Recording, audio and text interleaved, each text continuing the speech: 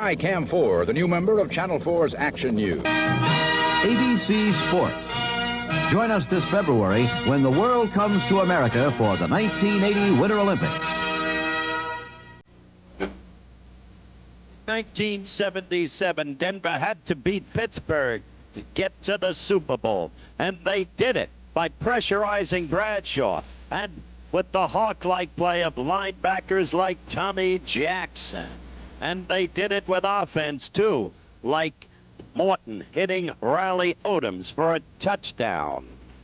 So, Denver 34, Pittsburgh 21, but that was 77. Last year, Pittsburgh had to beat Denver if Pittsburgh was to get to the Super Bowl, and they did it with bone-crushing play, as you saw there, containing Norris Weiss, and again, as you see there. And they did it, too, with an offense that protected Bradshaw. Plenty of time. Scramble a bit, but able to throw downfield for a score like this one to the brilliant John Stallworth. Touchdown. And so last year, it was Pittsburgh over Denver. The score 33-10.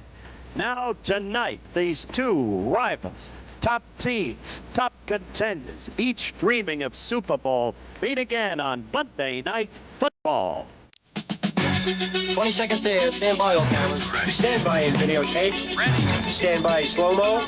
Ready. Stand by to open your mics on the field. Steady. Stand by in graphic. Ready with your opening super. Ready. Stand by the announcers in the booth, please.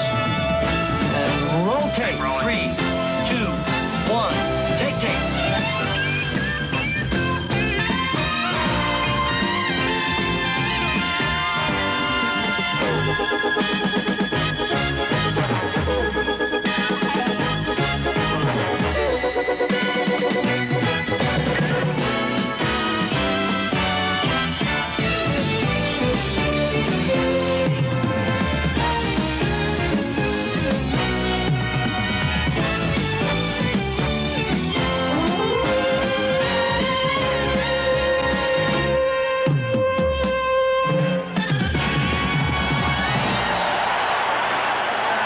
From Three Rivers Stadium in Pittsburgh, Pennsylvania, ABC's NFL Monday Night Football. The Denver Broncos against the Pittsburgh Steelers. This ABC Sports exclusive is brought to you by Datsun, who invites you to test drive the all-new, bold-new Datsun pickups for 1980. They'll pick you up like never before. And by the Miller Brewing Company, brewers of Miller High Life. If you've got the time, we've got the beer.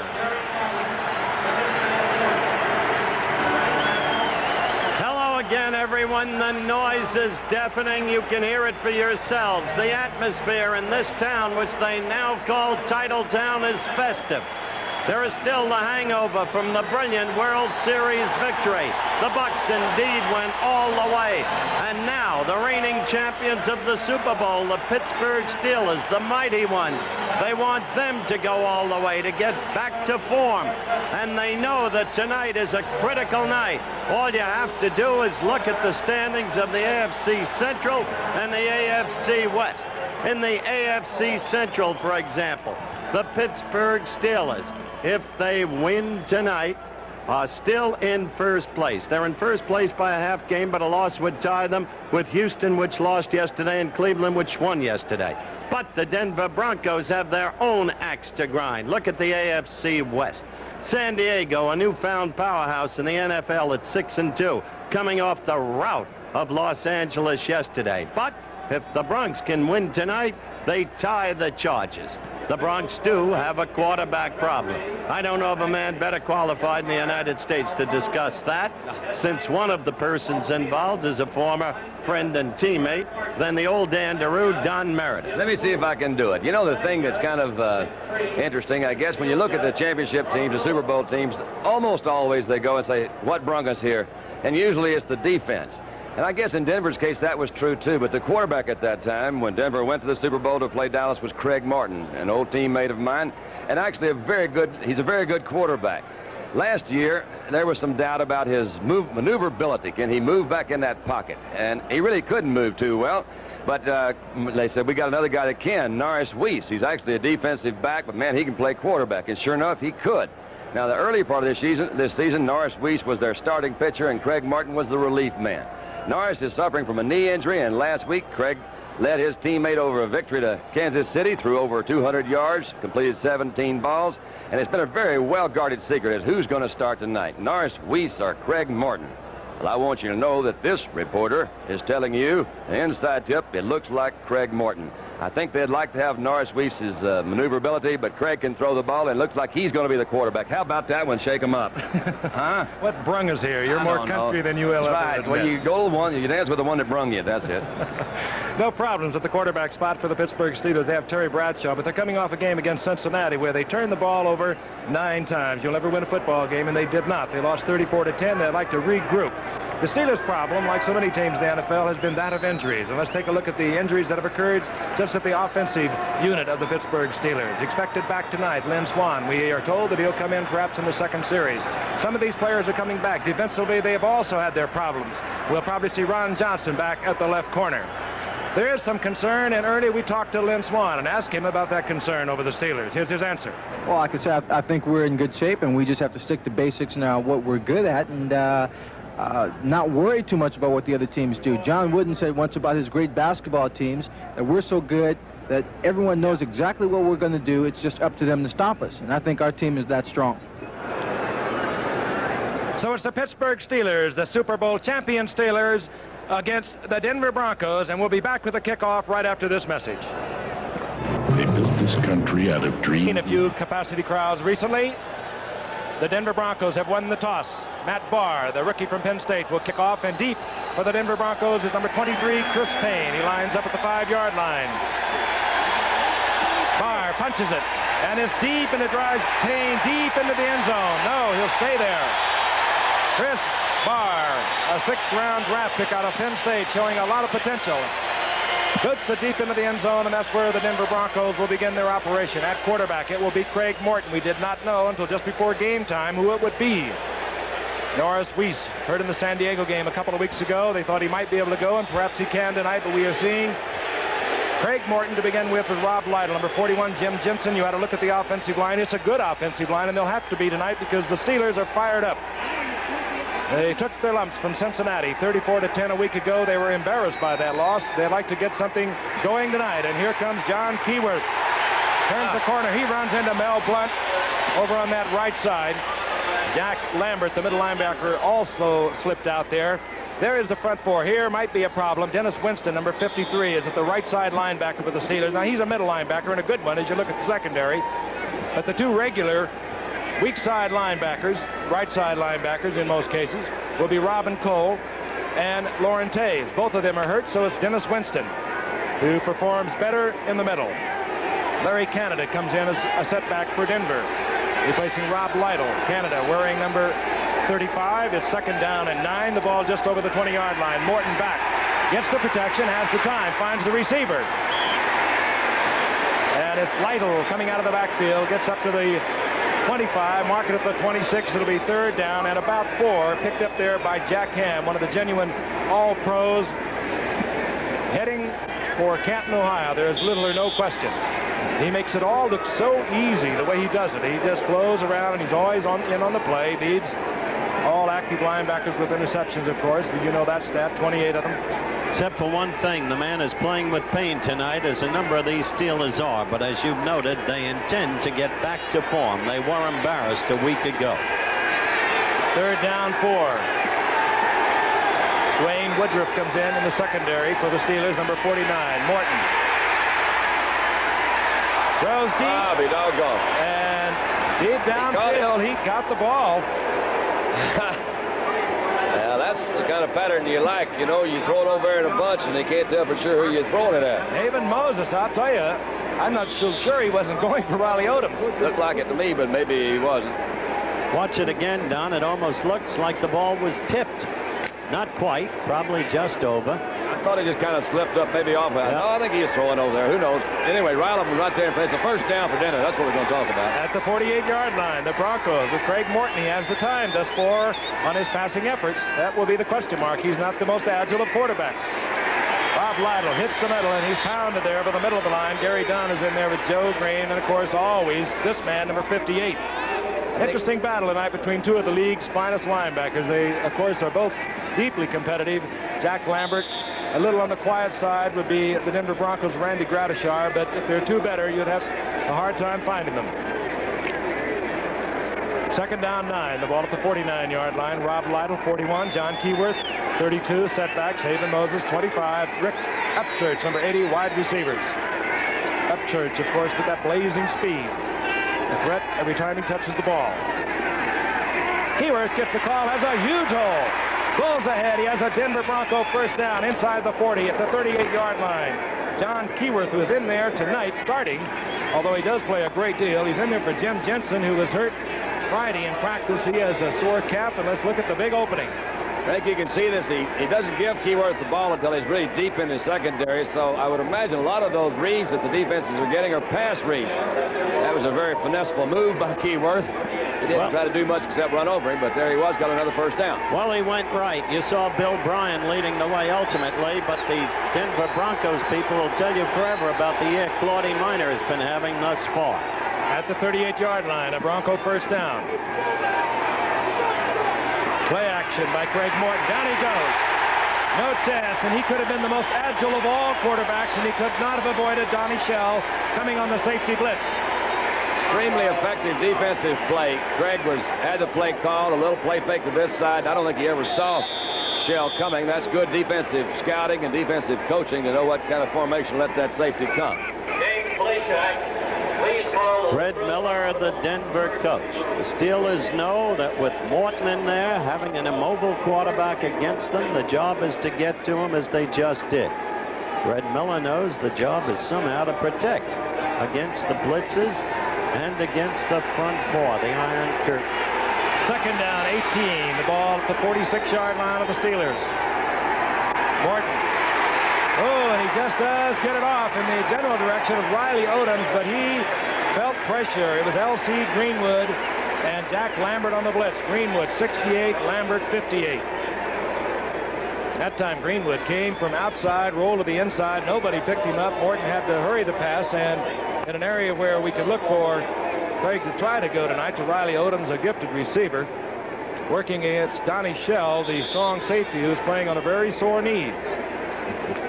But you'll see them blitzing as you just did that time with Lambert, the time before with Shell, all night with Morton in there. Third down, 18. Upchurch left. Haven Moses right. Those the wide receivers for Denver. Morton. Odoms had the ball, dropped it. As he looked around to see who was going to hit him, it would have been Donnie Shell. Fourth down, out comes the punting unit. And keep in mind that blitz by Donnie Shell has moved Denver out of a potential field goal possibility. They will have to punt. Luke Prestridge comes in, a rookie 7th-round draft pick from Baylor, and Theo Bell drops back, standing on his 10-yard line. He's in there really because the Pittsburgh Steelers would like to have Jim Smith in there, but he is starting at wide receiver. Theo Bell takes it at the 14. And gets back out to the 20-yard line, and the Steelers will have their first possession. 43-yard kick by the rookie from Baylor. We'll be returning to Three Rivers Stadium in just a moment. Fourth straight 300-yard passing game as he leads the Chargers against the Raiders Thursday on ABC. The numbers on Terry Bradshaw. We know all about him. He is a tremendous athlete. He can do so many things. Brings the Steelers up. Their first possession. The ball just inside their own 20-yard line. Setbacks, Franco Harris, number 32. Hand off to Harris. He uses his 225 pounds. Bulls ahead for 3.5 yards. It'll be second down and 6. And there is the offensive unit. Starting at the other setback with Franco Harris, Sidney Thornton. Out on the right flank is Jim Smith. He has done a creditable job while Lynn Swan has been recovering for the past 3 weeks with a pulled hamstring. Swanee should be back perhaps on the second series. John Stallworth has become a really gifted receiver out on the left side. And you saw the offensive line. There are some problems. John Cole playing with a pinched nerve in his neck on the left side. Second down, 6. And Thornton, and you see the strength of this man who came up 3 years ago, and Chuck Noll said he's perhaps the best blocker I've ever seen, and he used that big power of his, 230 pounds. Bulls ahead. Picks up a couple. It'll be third down, a long 2. The ball just inside the 28-yard line. John Kolb comes out on the left side. So he stays in. They bring in now their short yardage defense. It's a long 2 to be in that short yardage, yet the Steelers go into it.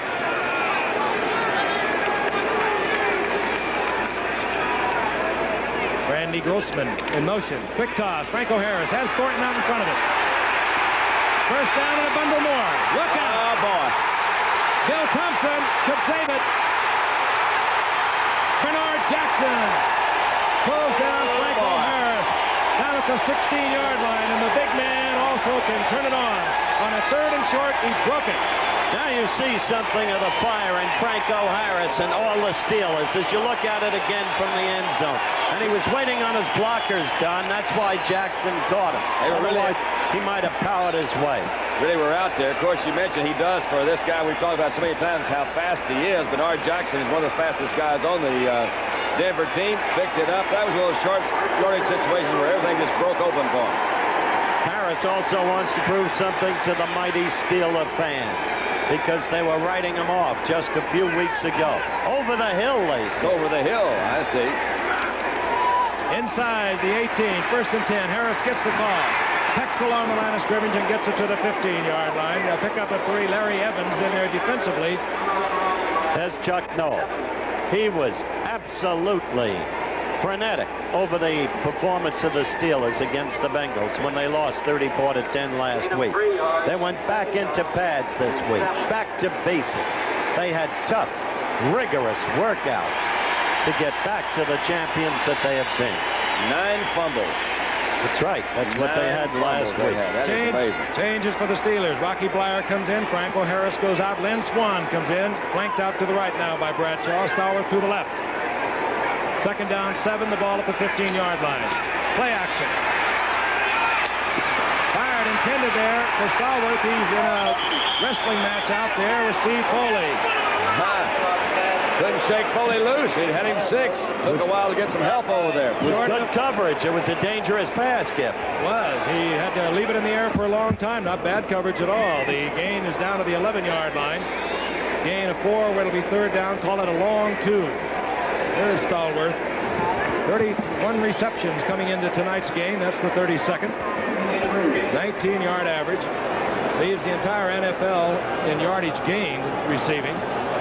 And when you have Stallworth in there and Swann in there, you can give a coach a very nervous stomach. Franco Harris comes back in. Third and 2. Bradshaw. Lynn Swann, touchdown Steelers. A patented Lynn Swann reception. There he is. He's back where he belongs. The most resourceful, the best wide receiver in football. Afraid to play the games he missed because of the pulled hamstring, a most dangerous injury that can keep recurring. Dandy, take it. Well, that was his first touchdown of the year. The ball is perfectly thrown. Again, that is not bad defensive coverage, and it's the only place I can think of that you can throw it to catch it. But Swanee does have that leaping ability. He had to go way up high, and man, that was Louis Wright right there. He's as good as you can get on the corner. So give them both credit for well-executed offensive play. The Steelers go out front 7-zip. Welcome back, Lynn Swann. That's what it says. Happy one. Matt Barr converts. The Steelers are out in front, 7-0. We'll be back in just a moment. Detectives, join your favorite night for comedy. Tuesday is Heart to Heart. A big short yardage play by Franco Harris. A catch by Lynn Swann of a Terry Bradshaw touchdown pass. The Steelers are out in front 7-0. Matt Barr to kick off. Chris Payne. It was deep for the Denver Broncos. Barr again connects, hangs it high. Payne at the 2-yard line. And Payne almost busted. He does out to the 30-yard line. Steve Corson made the stop there for the Pittsburgh Steelers. It's early, Giff, but the storyline of this game comes into focus. A fired-up Pittsburgh team determined to reestablish themselves for what their personnel potential is. The best there is at what they do. A Denver team without offense, desperately trying to hang in there and trying to muster some offense with an immobile quarterback. On first and 10. Change defensively for the Steelers. J.T. Thomas is in at safety in place of Wagner as Otis Armstrong ties the left side, gets a yard and a half. There he is, still relatively newly married, concerned about his career openly. Had long visits with him during the World Series, and then last night at an MS cocktail party honoring Frank. And he said, I'm so worried because the hamstring injury is so recurrent. That's why I've been staying out. But now I think I'm ready. And he sure proved it with that TD catch, Doc. Sure did. Less than a yard picked up there by Armstrong, so second down, we'll call it 10. Flag is down, Morton is down. Jack Ham on the blitz, and you're going to see it from the Steelers all night. The blitz against Craig Morton. I think it's no secret, Craig is not an agile quarterback. He depends on good protection. He has a great arm, a tremendous arm, but he needs time. Again, a flag down. Referee tonight is Pat Haggerty. You know, one of the things that happens sometimes is like word of mouth. You start talking about how immobile somebody is, and then everybody starts believing it, even the Denver Bronco team themselves. Let's see what this call is. We have offside, number 64, defense. We knew that, didn't we? Steve Furness moving offsides. Second down and 5. I can understand him being offside, Frank. He is as fierce a pass rusher as you'll want to find. And having lost his job to some degree to Dunn, he wants to make up for it in a hurry. Ball resting just over the 35-yard line. Otis Armstrong in motion for Denver. Morton fires and he hits Haven Moses. Look out. There you go. Put it up on the board. Haven Moses there you go. Spins away. Ron Johnson had a chance to collect him at the 32. He did not. Denver's on the board. Good example of Freg's strength in his arm, as you just were talking about, Howard, because that ball was well thrown, almost 50 yards in the air, and he hit a small spot. Again, not too bad a defensive coverage. The key to me is look how much time he's got to throw. He zipped that one right in there. Really, he was bounced off. That's one of those things that happens. He shouldn't have scored on it, but he did. He sure did. And the last pass he caught was against Ron Johnson. He had a big one last week. Caught 8. No, that was Upchurch call. He caught 4 last week. Haven did.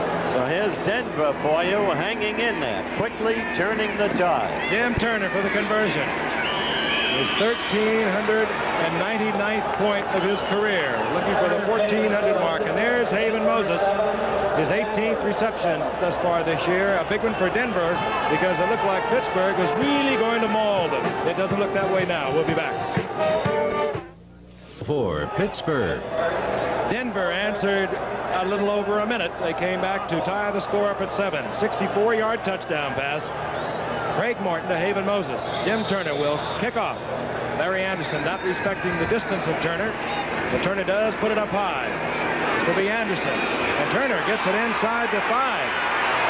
Anderson slips but sprawls forward to the 20-yard line. Steelers will have their second possession. Chris Payne down there to make the stop. You just saw that graphic. 2 plays, Denver bang touchdown just when it looked they could sack Morton all night. Look at the difference in the respective faces of the coaches. The pictures tell the story. But you don't often see Pittsburgh scored again against that way. I think the Denver will really have to capitalize on those kinds of moments. I don't know that they'll be able to sustain those long drives without a real good running game, and they haven't proven that so far. Thornton 38, Franco Harris 32. The setbacks, 1st and 10. Bradshaw, he has all the time he would ever want, going for Stallworth.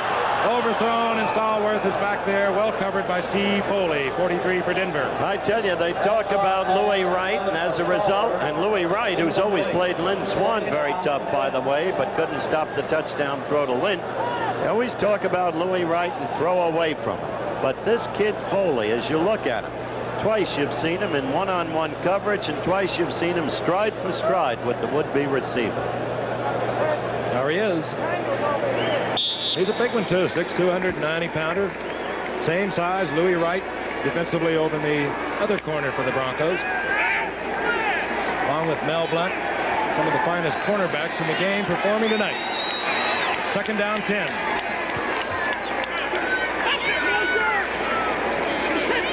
Jim Smith in motion. Inside handoff is Thornton. And Thornton pounds out close to the 25 and knocked back to about the 23, and they'll mark it at the 24, where it'll be 3rd down and 6. Then Swan comes into the game offensively for the Steelers.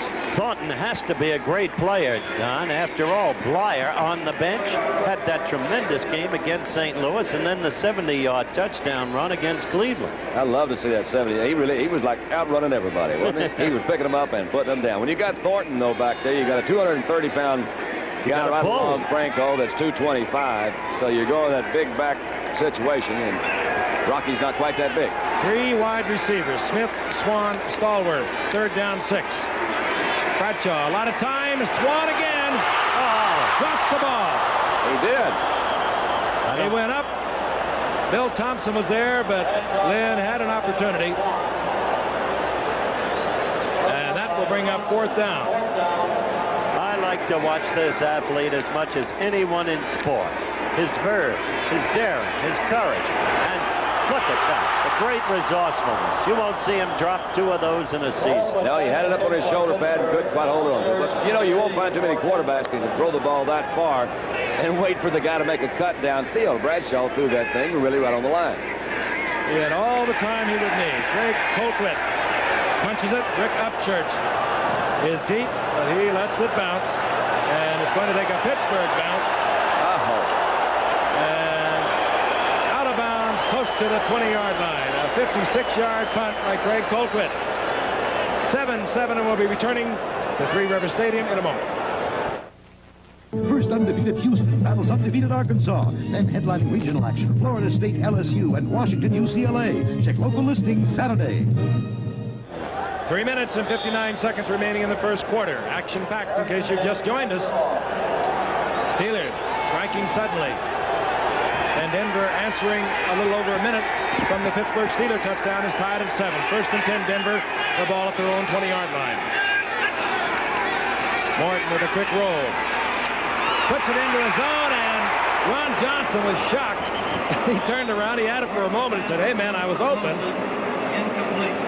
You couldn't ask for a better pass to Johnson, could you? No, you couldn't. Hit him right on the numbers. He's trying to get in between. I think he's maybe expecting kind of a zone, but he was going with him all the way. You see Donnie Shell coming over to cover that deep zone. Bad pass. If you're going to throw that pass, you got to throw it so it's going to go out of bounds high enough. You can't risk the interception. Ron Johnson, one of those injured Steelers, returning tonight. He's been out for a couple of weeks. Let's be kind and say so far he's been rusty. 2nd down, 10.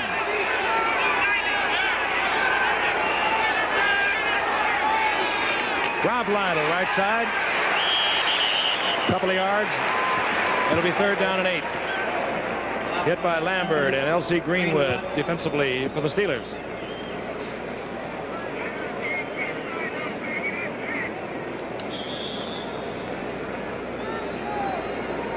Long passing situation now for Morton. And the Steelers have been almost consistent in passing situations, shooting safeties or whatever.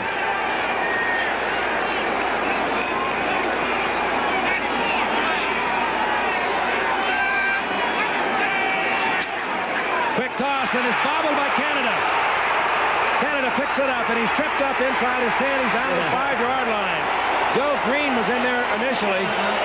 Oh, boy. Once Mean Joe had his arms around him, that was it. You see him, big number 75.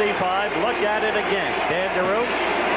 Well, it's not a bad pitch. It just hits him right in a bad spot. Canada was looking for something besides the ball, and he did pick it up. I've seen guys after they've done that, they just can't get a handle on it.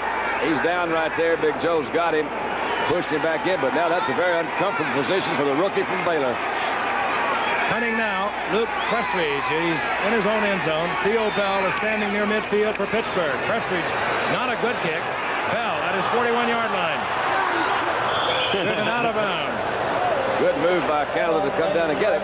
There's Red Miller, and he was asked earlier, we did, if it doesn't give a team a little bit of a lack of confidence if the quarterbacks have to alternate. Just the opposite. We think the players will play for whomever is in the game, and we preach that to our players, and they respond. Now, we don't have a Terry Bradshaw. If I did, I'd probably play him all the time. That's pretty candid. If I did, I would play him all the time. And Terry Bradshaw has a 1st and 10 at the 39-yard line of the Denver Broncos. Hands off to Sidney Thornton, and Thornton bulls ahead. Inside the 35 to the 34-yard line, a gain of 5. It was 2nd and 5. Reuben Carter defensively with Barney Chavis for Denver. This is an important series for the Steelers. Why? Because they were stunned by that Denver touchdown that tied it at 7-7, the swiftness with which it came. On their next series, they couldn't move the ball. 3 downs and over. Now, with field position like this, they got to move the ball from their point of view. Lynn Swann is in. He's flipped to the right. Stallworth goes out to the left. 2nd and 5. Sidney Thornton. And Thornton popped there defensively. Randy Gradishar. When you see a hit like that, you can pretty well. That's Swinson there moving in. I'll tell you, they've got linebackers. They really do. This kid is a free agent from California. We commented in an earlier Denver game, a Thursday night game, Dan DeRue, on the number of free agents on the Denver team. At the time, it was 15. It's just incredible the way they've taken these unknowns, put them together, and turned out that swarming defense that's one of the best in football. Red Miller deserves the credit. 3rd and about 1.5 yards. Short yardage offense for the Steelers. Thornton in motion. They go with the toss that got a big gainer for him the last time. Franco does not get the big gainer. Close to the 1st down. I believe he has it. I think he got it. That was the same play they utilized earlier, and Franco broke it off big. Looks like he's through, doesn't it, Dandy? Over the hill, looks like to me. Yeah, the man's over the hill. He's not big enough to play in this league. No speed. Franco really is a good one. I'm really impressed with on that particular play that time. They had really good coverage out in front from an offensive standpoint to block for him. But again, you're seeing good pursuit by the Denver linebackers. And you just saw the 2 quarterbacks that, by his own admission, Red Miller would trade for Bradshaw. 1st and 10. The ball is at the 28-yard line. Bradshaw keeps it. Good play. Flips it out. Defensively, a beautiful job by Foley, the right halfback coming up. What a game that kid's playing thus far. He really is. Stallworth will hear some noise about that block, I imagine, when they start looking at the film. Like, what are you doing? You stand there, you talking to him, chinning and chinning?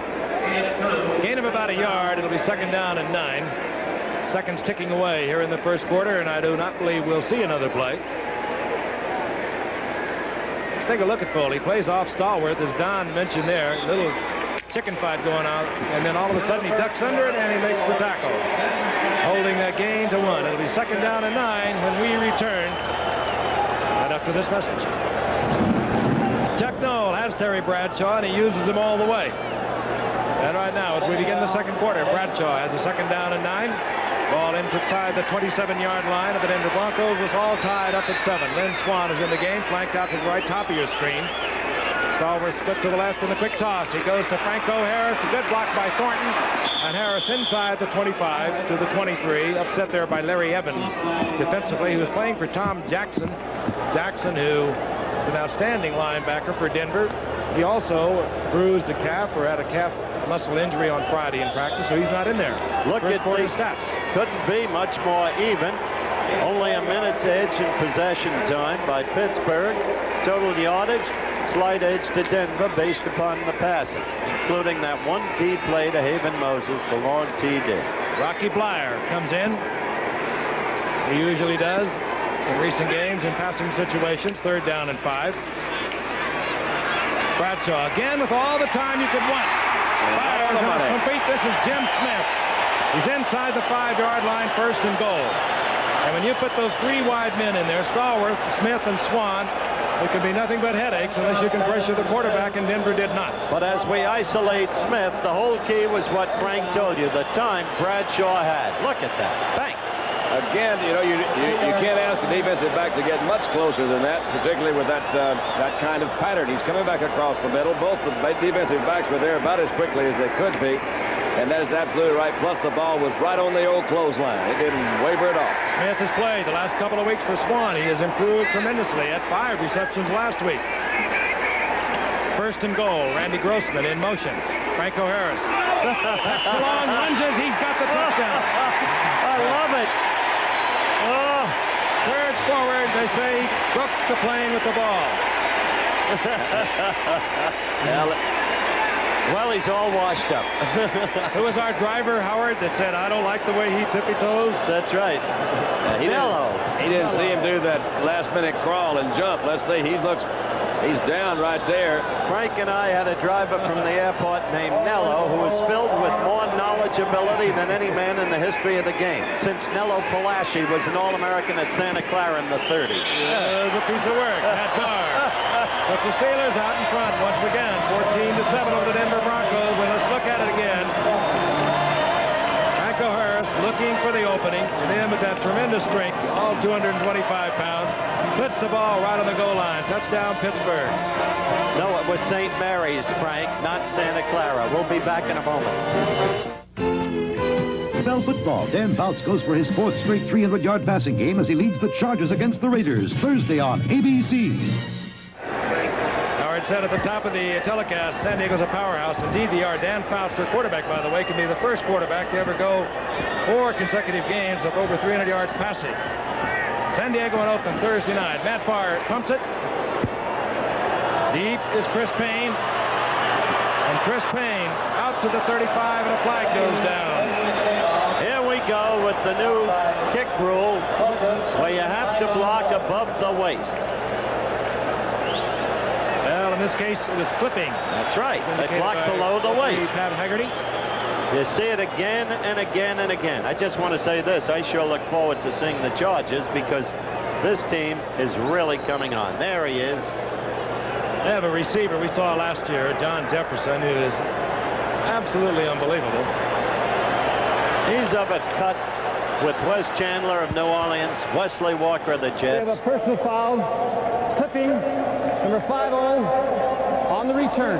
Now that's Thursday night in Oakland. The Oakland Raiders had been coming strongly, and then in this league, the way it's constructed these days, anything can happen, and so the Jets, with Todd Walker, upset them. Jim Ryan guilty of clipping for Denver. 1st and 10. The Broncos at their own 13-yard line. Morton slips it out to Lytle. Running room. And Lytle moves out to about the 19-yard line. Gain of about 7. Hit there by Jack Ham defensively. Good play. Got the yardage he wanted on 1st down. I think one of the things you're going to see is in more plays like that. They tried the first quarter to see if they could establish some sort of run. The only time they really had it, they had a kind of a big opening over on one side, picked up a big 1st down. The rest of them were 2- and 3-yard gains. That's a good alternative. Flip out to Rob Lytle on the outside. Maybe he'll break that one-on-one tackle. And it's almost as good as having a good running game. Almost, I said. And always, with Craig Morton, keep somebody to slip it to if they come with the blitz. 2nd down and 3. Ball at the 20-yard line. Otis Armstrong, 24. Jim Jensen, 30 setbacks. This is Armstrong. Armstrong has a 1st down out over the 25 to the 26. Dennis Winston defensively in there to stop for the Steelers. Otis Armstrong. Paul Howard playing back to those great 1,000-yard seasons he had. Paul Howard clearing the way for him, and Red Miller's faced some criticism for using too many backs. Why not use Armstrong? Because he feels Armstrong is not in the shape he was when he used to gain the 1,000 yards. Very simple. And off is Keyworth, and the big one goes out to the 30-yard line. Gain of 4, 2nd down and 6. Miller Fields' his offensive line has done a well of a job this year, Don. You've talked to him. Particularly Studdard, Vlasic, Bryan in the middle, Howard, and above all, Claudie Minor, whom they claim is having a sensational season. I think their most effective blocks, too, they're all pretty good size, are the straight-ahead blocks. And that's one of the things that I think if you're going to try to give Pittsburgh some trouble is just go right at them. Upchurch and Haven Moses. Both split to the left. 2nd down, 6. Otis Armstrong in motion. Armstrong. There you go. Did he step out of bounds? Not until he picked up the 1st down out inside the 46-yard line. And the 1st down and then some. Now that's a clever use by Miller, who calls the signals of Otis Armstrong. Running the backs back and forth is Canada. Jensen, Armstrong shuffling the plays into Morton. You saw Jensen come up, pass to play on to Morton. Broncos down 14-7, 11:05 remaining in the first half. You throw that kind of pass, you can wind up with a better than 60% reception completion percentage, and that's why that kind of statistic doesn't mean a thing. Otis Armstrong runs into the Steelers defensive unit. L.C. Greenwood on the bottom, Jack Ham on the top. Armstrong lowers his head, gets a yard out of it. Just telling it like it is. It'll be second down and 9. It means that you've hit 60 out of 100. That's right, yeah. And you can keep throwing those little hitches all day long incomplete. An average yard per pass is always a very good measure, I think, along with those percentages. It's a good measure of a receiver, too. Yeah. Look at a guy like Wesley Walker. He has the most amazing average yard completion. Ball at the 47-yard line of the Broncos. Morton. Riley Odoms. I love it. He did a good job that time, though, because he read the blitz real well. Had Riley Odoms out on a kind of a safety valve pattern. Had Haven Moses coming down across the middle for an old standard sort of, that's how we beat the blitz. Let's throw a guy toward the post and have the tight end go to the outside. He just raised up, hit Riley Odoms. Read the blitz real well. It might be a standard, but it's very effective. And as you said, Don, if they keep coming with it and they keep picking it up and he reads it. I don't mean I wouldn't throw it, Frank. I mean it's a deceiving statistic. You throw it to a guy like Riley Odoms, it's like throwing it to Otis Taylor or Russ Francis. One time they'll break the tackle and may go all the way. 3rd and 1. Rob Lytle. I don't believe he got it. It'll be very close. I don't know, Frank. It's always a difficult decision when you've got that 3rd and a long one, and that's basically what that one was. Whether you try to lead with that fullback to get somebody in there, or whether you just try to hand it off straight, get something right down the middle.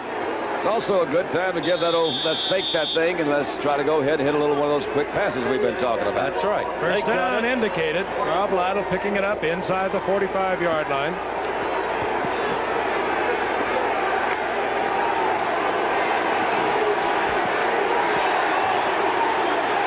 Upchurch split out to the left in the slot. Top of your screen, Haven Moses. Moses in motion. He's going looking for the screen, and it was Jack Lambert who slithered out there reading the screen all the way. Morton had to throw it away.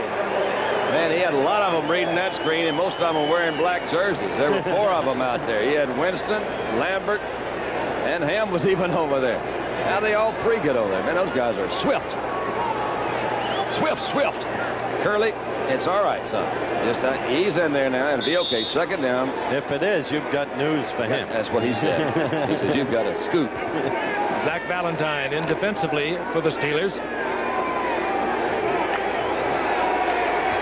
And out comes one of the down linemen. See Furness coming out. Upchurch split to the left. Moses the right. Steelers thinking pass. And they're coming. Craig going for Riley Odoms, overthrows, and Donnie Shell was with Riley Odoms. David Moses was by himself down the middle. So Red Miller has a lot to think about on this call. I just think your odds are so much against you when you're working, well, particularly when you work against an experienced team like Pittsburgh. You try to burn them with those real deep passes that are really a little more than just take off and let's use our speed and get behind them. These particular cornerbacks have speed themselves. This game, more than usual, a game of chess as Pittsburgh keeps changing their defensive personnel. 3rd down.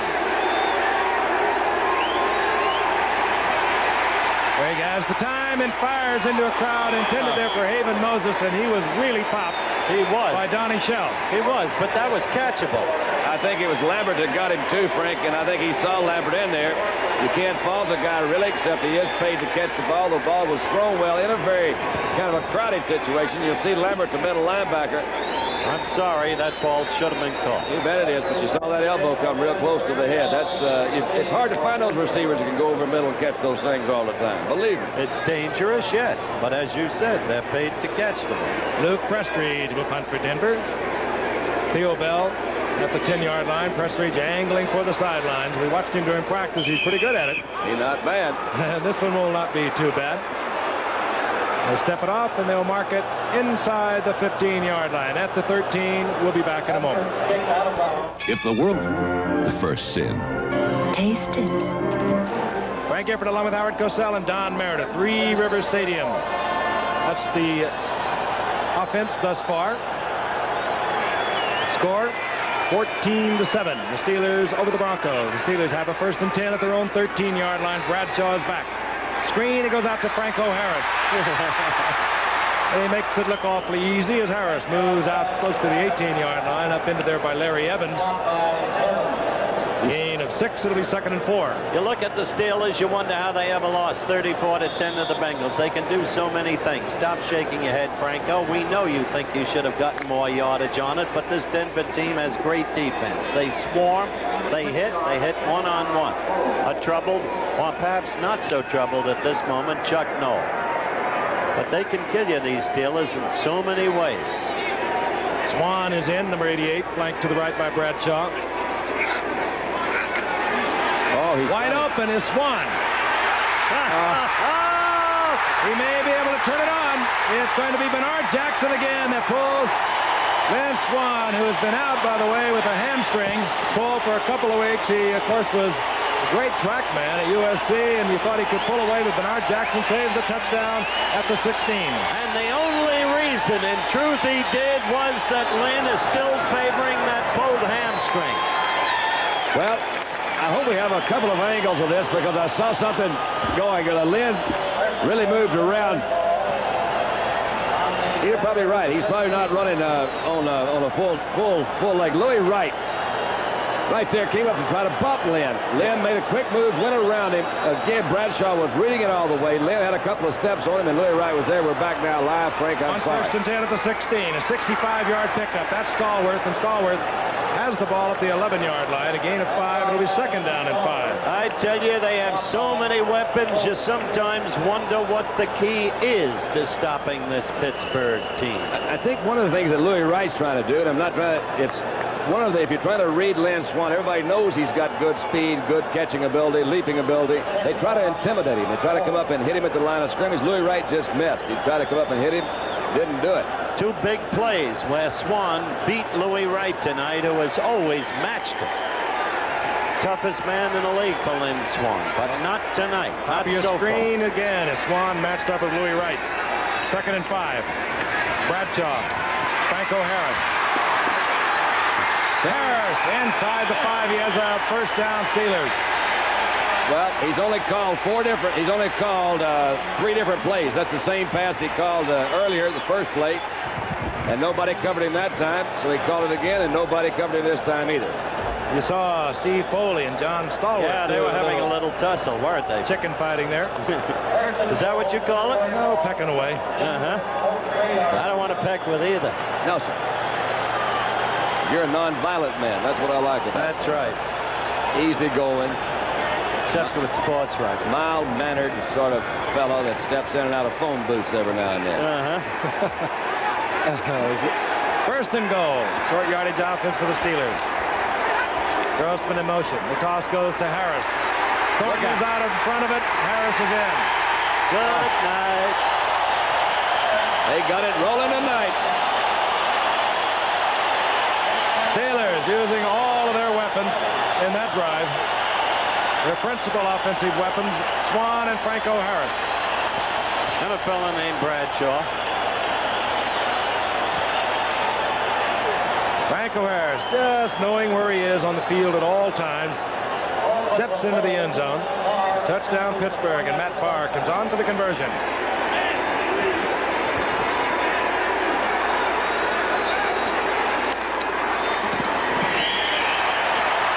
Through, and it's good. And the Steelers have extended their lead over the Broncos 21-7. Don't go away. A lot more offense coming your way. Undefeated Houston battles undefeated Arkansas. Then headlining regional action, Florida State LSU and Washington UCLA. Check local listings Saturday. 21-7, the Steelers over the Broncos. Set to kick off. Matt Barr, deep, Chris Payne for Denver.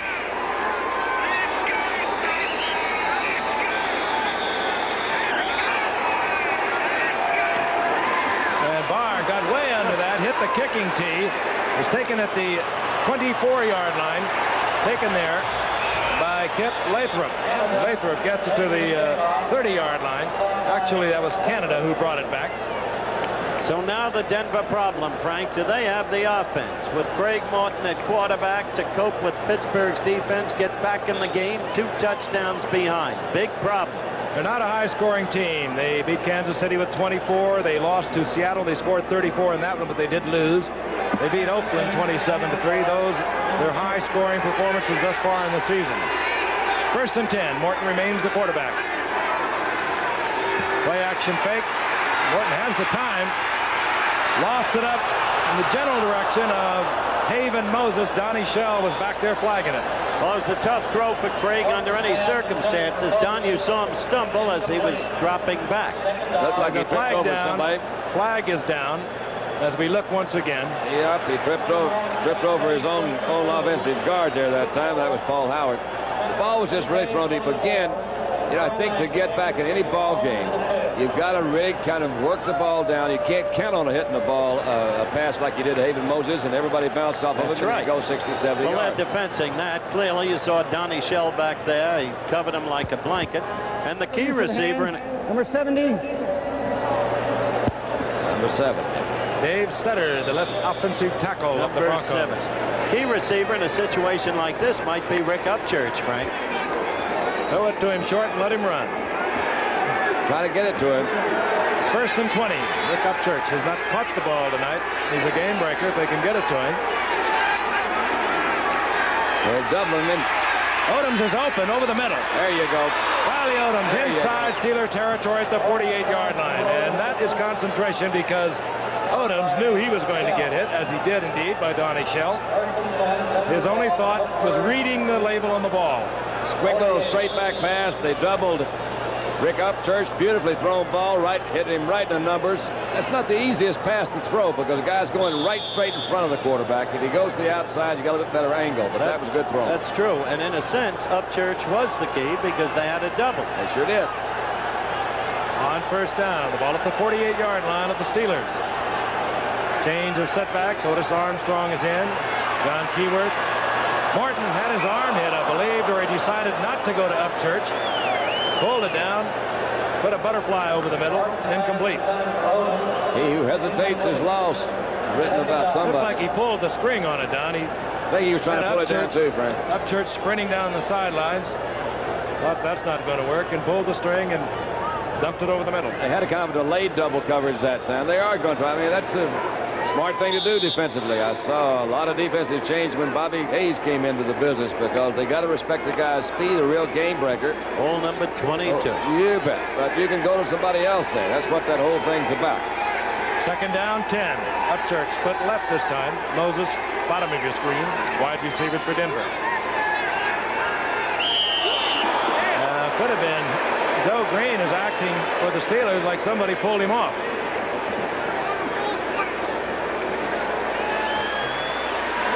And it's indicated against Denver. Now you can use it. Might have been Paul Howard. He was playing directly across from Joe Green. He would be the right guard. There he is.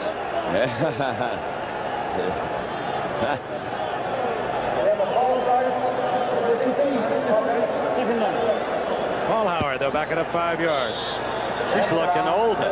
In that league, I can understand it. Now you can use Upchurch. Lynn Swan with a happy face. Ball at the 47-yard line following that penalty of the Denver Broncos. Single setback, Keyworth. Here comes the blitz. And down goes Morton. It's Joe Green. They're all in there, but Joe hit him first. LC was in there. I don't think I'd ever call a pass play tonight if I didn't have a safety valve. He didn't have any that time. He had all his receivers deep. You see the way they were dealing, though. Joe Green not coming over Paul Howard, but moving behind his right tackle, sliding along, and it takes precision effort by that offensive line to pick that up. That too, Frank, in something that's basically illegal, but they everybody kind of does it. They go in and they'll grab one of those offensive guards or centers, and kind of hold him there in position, and it appears that, man, they're really struggling to get away from that block. In reality, what they're doing, they're holding him so the other guy can go around the outside. Third down, 23. The ball inside the 40-yard line, and Denver is not going to put it up in the air. Rob Lytle is pounded on the right side of the line of scrimmage, and Denver will have to punt. That's exciting. Yeah, great play. I'd like to talk to Red Miller about that call. Well, they were in a tough situation. You're talking about a 3rd and long, but my golly, you know, how many times are you going to pick up 15, 16 yards on a play like that? It was 3rd and 23. Well, you do it when you're having skeleton drills when nobody tackles and practice back in training camp. Theo Bell at his 20-yard line. Prestige drops the ball, but there is no rush. The Steelers playing for the return. They did not even have a single man on the rush. Theo Bell is down at the 22-yard line. Got to have somebody look like me. That's our illustrious producer, Dennis Lewin, made a good point. Should somebody be downfield, and there is the flag, and I would imagine that's what it's for. And we have 3:50 left in the half. Plenty of time for Pittsburgh if they can get field position. Another wonderful opportunity to run a sweep. Ineligible man downfield. And that will bring it back once again. There's he bobbled the ball, but there's not one Steeler. And this is unusual because even if you're going with the return, you always send one man to keep the punter honest. That's true, Frank. Thank you. Well, it is. Frank doesn't lie. No, Frank speaks. He speaks not with forked tongue. Pittsburgh, their option was the ball at the 22 or make Denver kick it over. They'll have Denver kick it over. Still reading Shakespeare. Ineligible man downfield. Number 58, offense. Rob Nairn down there early for Denver. I think he was one of several. Jim Smith is in there now at the 32 to run this punt back at Prestige, and that was a high center. Prestige had a tough time with that one, and Smith falls for, makes the fair catch at the 24-yard line. And he did right. So the Steelers pick up a couple of yards by taking that penalty. That is interesting. That's the first fair catch, I believe, that Smith has made, what, 63 catches? 63, that's right. He does not like to fair catch it, and it's a good thing he did because he would have really been pounded. Hustling down there was Chris Payne for Denver. With a 21-7 lead still in the first half, it would be a mistake to risk a turnover. Sun got in his eyes. Franco Harris, single setback. The Steelers out in front of the Broncos 21-7. Steelers can maintain a game over Houston and Cleveland in their division with a win tonight. Wide open is Grossman. Oh, boy. Randy Grossman inside the 25, and he was really open. I want to tell you something about that kid. He's not Benny Cunningham. He knows it, but he's a man of talent.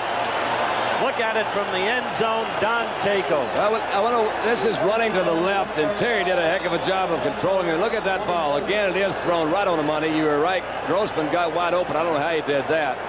But, man, that was a good throw. He's a master of the art. He proved it last year.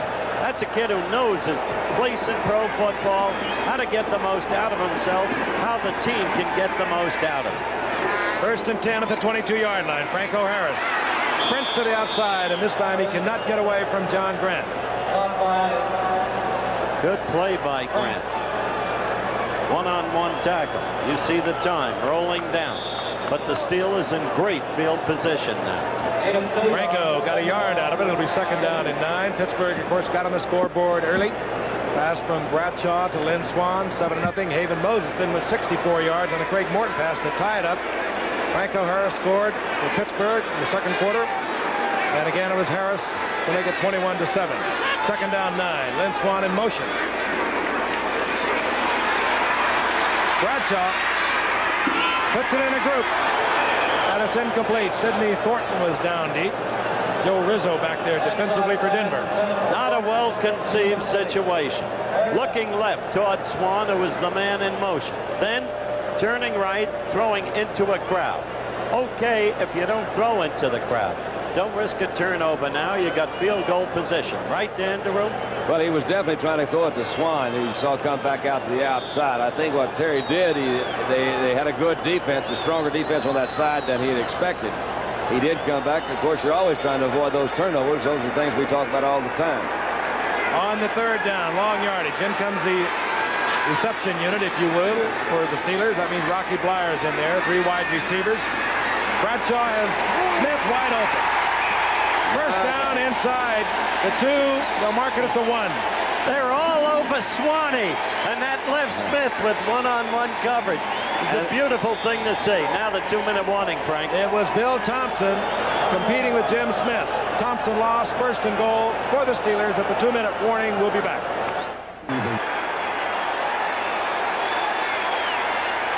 Terry wants the crowd to quiet.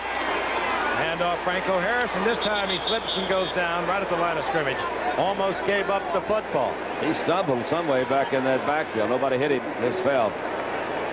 He knows it, too. He says, oh, what is this? Goodness, goodness, goodness. After last week, he'll be squeezing that football. He will. Never a fumbler. Franco Harris had his problems last week against Cincinnati. The entire team did. Terry really is sharp tonight, isn't he? I saw him in the final game of last season when he played just a half against the Broncos. And when he is on, it's almost unbelievable. Second and goal. Sidney Thornton. And Thornton turned to, well, they give it to him. Oh, man. That was good defensive play. Good defensive play. Randy Gradishar was one of the guys. Jackson, you see, is very upset. Right? Rizzo was in there. Take a look at it again from overhead. Franco Harris into the middle. Here's Sidney Thornton. Hit there by Gradishar. Bill Thompson. Good lead block by Sam Davis, who kind of got knocked off by one of his old men, but still got in there. Headlinesman right at the line of scrimmage. He indicates touchdown. Matt Barr's on for the conversion.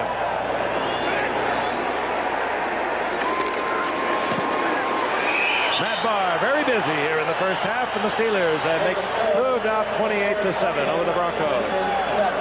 Very distinguished visitor in our booth, and he's going to have a little chat with Howard. I heard it was good. Okay, we have the good fortune of having one of the great little men of the Pittsburgh Pirates. Little in size only, so big in stature. 12 hits in the series. Phil Garner. Phil, again, belated congratulations for a most remarkable performance. Thank you very much, Howard, and thanks for mentioning the hits instead of the one bad play I had in the series. That was in the first inning of the first game, and your hands were cold. Well, we all make mistakes, but the one thing we fought back, we played good after that, and took a lot of coming back to do. And you distinguished yourself in this city as the people you are, with great character and grace. Congratulations. Thank you very much. Thank you. Now, let's watch the game. The Steelers are mighty tonight. Frank? Matt Barr hits it. Chris Payne awaits at the 5-yard line.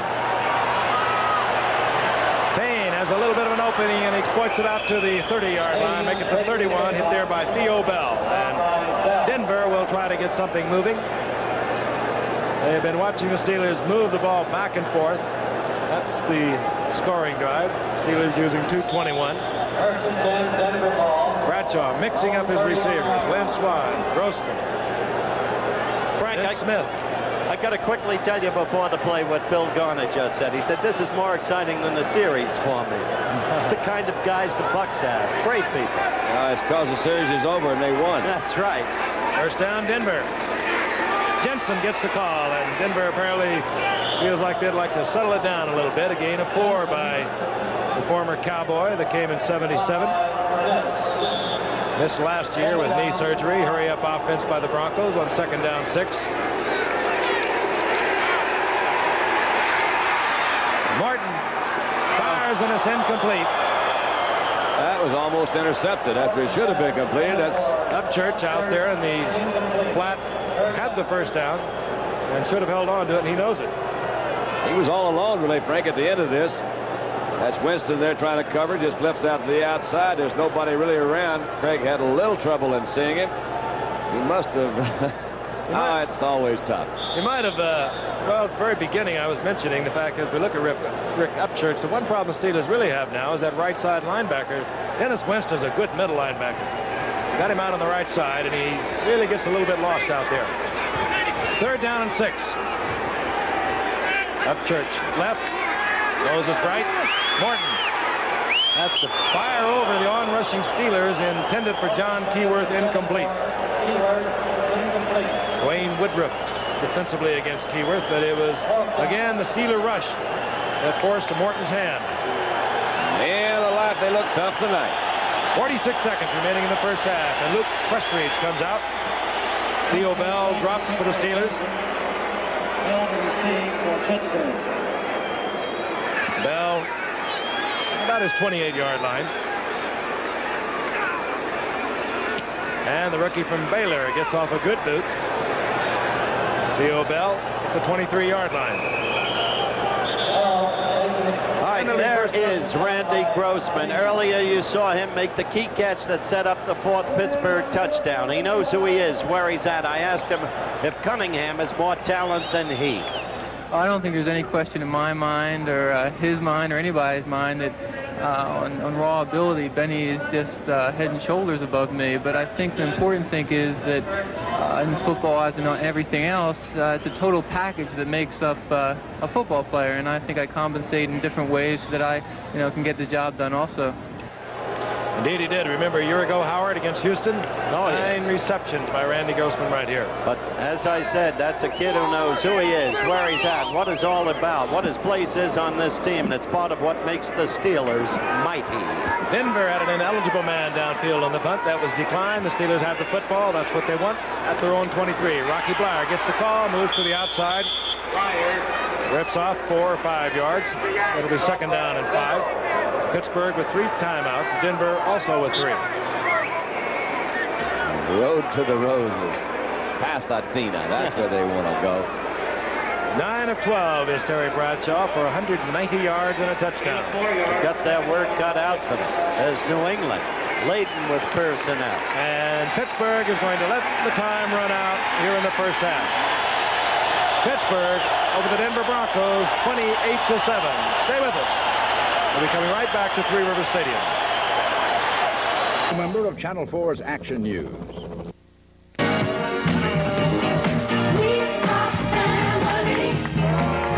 The way it was in Market Square in Pittsburgh last Friday at 12 noon in celebration of the fact that the Bucks had become the champions of the baseball world. That's Mrs. Omar Moreno. You've seen her before. Sister Sledges, we are family in the background, and above all, they are celebrating the head of the family. That man, the senior citizen, Willie Stargell. That was in the top of the 6th against the brilliant young Scott McGregor with a man on in the 7th game, providing the game-winning runs. Stargell had done it. He is Mr. Pittsburgh. Earlier tonight, I spoke with him. And here he is, the head of the family, Willie Stargell, who somehow has touched the soul of a city. Willie, belated congratulations to you. And secondly, what has been your retrospective feeling, if any, about all that's happened?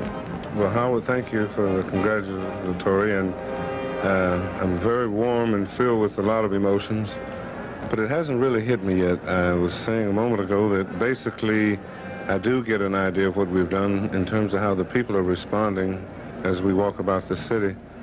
But I guess I'm sort of tired and I'm unwinding, and once this has taken place, then I'll be able to look at tapes, videotapes, and see the excitement and probably get goosebumps and say, no, I wasn't part of that. But it was a thrill and something that I'm very proud of. One thing I think all of you should be proud of, Willie, is that the public has met you all now as people, the Birds as well as the Bucks. And every one of you, I think, cloaked yourself with dignity, with character, and with grace. Do you have such a feeling? Yes, I do.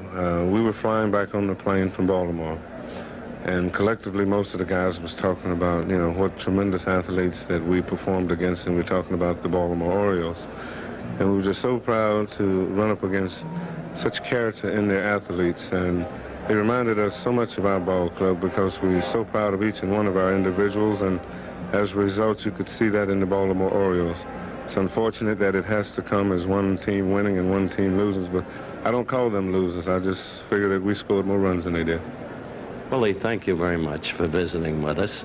It's the city of champions now. It's Titletown, USA, and you're the leader. Where else can you go in the world and find a city with Super Bowl and world champions? Exactly. Thank you very much, old friend. Thank you, Howard, and everybody in America. Willie Stargell, a touch of class. And could you believe that Don Meredith tried to steal his hat? That is a heck of a hat, man. I like that hat. He told me he got it down in Texas. Turner hits it for the Broncos. Deep is Larry Anderson at the 5-yard line for the Steelers. Comfortably out in front. And Anderson upended as he moves out of the 15, close to the 18-yard line. We anticipate again Bradshaw at quarterback. Franco Harris, Rocky Blyer, perhaps and Sidney Thornton alternating. It'll be Sidney Thornton, number 38, in there with number 32, Franco Harris. The wide receivers, Stallworth, 82, Jim Smith, 86. The tight end is Randy Grossman. Benny Cunningham not been in action tonight. He was shaken up against Cincinnati last week. He has had reoccurring headaches. They said he was able to play. We have not seen him thus far tonight. Bradshaw has been using them all. Handoff goes to Thornton, and Thornton out over the 20 to the 22-yard line. Frank, I doubt with this kind of lead that Chuck will go to Cunningham tonight. He'll want to protect him. But what do you do, Don, when you're 21 behind against the Steelers? Well, you pray. No, you don't. No, I wouldn't really go that far. I think what I would do is I'd say, let's hold them, guys. Let's hold them, and score, and win. They better pray for some turnovers. One of those 9 fumbles or something showed up from last week. Maybe it was a carryover. Thornton got 4. It'll be 2nd down and 6. All out at the 22-yard line. Bradshaw. But he's got one so wide open. Now he threw it the wrong way. Going for Stallworth, and there was a collision with Bernard Jackson, and a flag is down. Bernard Jackson stepped in front of Stallworth. Well, if that's defensive interference, I might sing "The Lights Are Out" earlier than I ever have.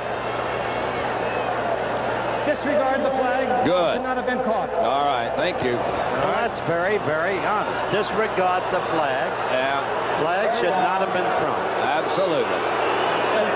Well, the crowd's not too happy with Bernard Jackson, by the way, is limping off. Now, he has a pretty violent collision with John Stallworth, and he has limped off the field. There it is. Well, you can see he came down really, that Stallworth had his legs wrapped around his, and it looked like it did turn that ankle pretty good. Charlie West comes in defensively for Bernard Jackson. West wears number 40. Had a few years up in Minnesota, a few more at Detroit. Came to Denver only a year ago. It's 3rd down now and 6. Lynn Swan comes in, number 88. The official reason, the ball way overthrown. It was not the action between Bernard Jackson. Downfield was not involved in the play. Flag is down again. This is Franco Harris. And that's the same play that they've run 3 times in a row. You would think if there's one thing they're going to cover at halftime, it would be that little flare out to Franco. Again, a flag is down at the line of scrimmage. Harris up to the 35, yardage enough for the first down, and the offsides being indicated against Denver. Declined. Franco Harris not having a bad night at all, looking for his 7th 1,000-yard rushing season. He's had 6 of them in his career. First down. That would match Jim Brown. He's got a whole lot of things ahead of him. He needs a little over 600 yards this year to become the 4th leading rusher of all time, passing Joe Perry. He could also move into 3rd behind Jim Taylor with a super year. First down. Ball at the 36-yard line. Franco Harris out over the 40, just moving along, gliding through there. He really busts in there, doesn't he, Don? They're playing. The Steelers are playing really as well as I've seen them play in a long. I don't think I've ever seen them play this well anytime, as a matter of fact. But particularly on offense, they are really clicking on offense. They've got it going. Franco's having a good night. Terry's really sharp, and I like to see Thornton in there. Thornton adds another dimension that maybe Rocky doesn't. Harris gets 6. He's 2nd down and 4. The ball at the 42-yard line.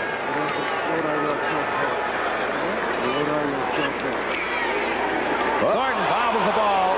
It's one of the dimensions I was talking about. Denver comes up with it. It's Latimer who has the ball. Don Latimer comes up with the ball, and this is the turnover that Denver, as you mentioned, was looking for, Don. Exactly what Don suggested. Denver has to play its game and hope for turnovers. That was Thornton that fumbled that. Looked like he never really got a handle on it. He never did have possession of the football. Latimer, a second-year man, comes up with it, and we'll be returning to Three Rivers Stadium right after this. Isn't it a beauty? A Datsun 280ZX, and it's all mine. Ours. Am I glad we priced a Z before we settled for something else? Price a Datsun 280ZX. Don't let that styling, that luxury, that performance mislead you. You could get an EPA estimated city range of 400 miles and highway range of over 600 on one tank of gas. Price a Datsun 280ZX. It costs less than you think. And gives us more. Here's to good friends. The key's supposed to be under the steps. I got it. Hey, here's a note. Gentlemen, my country estate is at your disposal. There might even be a little something in the refrigerator regards Hank. Let it be low and brown. Low and brown. Oh. When you want the taste of a truly great American beer, tonight, let it be low and brown. Here's the Hank. Wherever he is. Low and brown. An NCAA doubleheader. First undefeated Houston battles undefeated Arkansas. Then headlining regional action, Florida State LSU and Washington UCLA. Check local listings Saturday. Craig Morton down 28-7. Gets the first turnover. Denver has the football at the 38-yard line of the Steelers. Upchurch and Moses, the wide receivers. The setbacks are Lytle, 41, Jensen, number 30. The tight end is Riley Odoms. Lytle in motion. And the toss goes to Jensen. Flag is down, and Jensen is down after maybe a gain of a yard. Drew a flag at Riley Odoms, Frank. Looked like he clipped Jack Ham. I think you're right. But while we have this instant, Frank, there's something I must say for all of us. There's a lady I dearly love in the Merritt Hospital in Oakland, California. Her name is Carol, or Caroli, as you will, Davis, the wife of Al Davis. I spoke with Al yesterday. No game matters, not against what's happened. At age 45, struck down, will get this call of the official.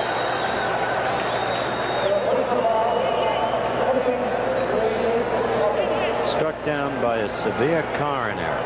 Unbelievable. Out of her coma now, but gravely, gravely ill. And all of us in this booth pray for her because we love her. The ball moved back to the 47-yard line, flipping against Riley Odom. First and 25. Morton hangs it up. Odoms is open. He does not hold on. Beautifully thrown. Donnie Shell collided with Odoms. The ball came loose. Give Shell all the credit in the world. The ball was well thrown, Frank. Good pattern by Odoms. He had it. Donnie Shell just broke it up. That's it. Odoms holding his left arm. Stays on the sidelines. Looked like Rob Lytle picked a man that I wouldn't have chosen over there to have some words with. I think it was Jack Lambert. We saw him slightly restrained by the officials on the sideline. Frank, just 2 weeks ago tonight, the night before that, you had dinner with Carol Davis, didn't you? She's a lovely lady, and as you so well put it, we all wish her very best. Yeah, I sat right by her, and she certainly is, and I'm looking forward to seeing Al and all the Oakland Raiders on Thursday when they play San Diego. We'll get out there. Second down, 25 for the Broncos.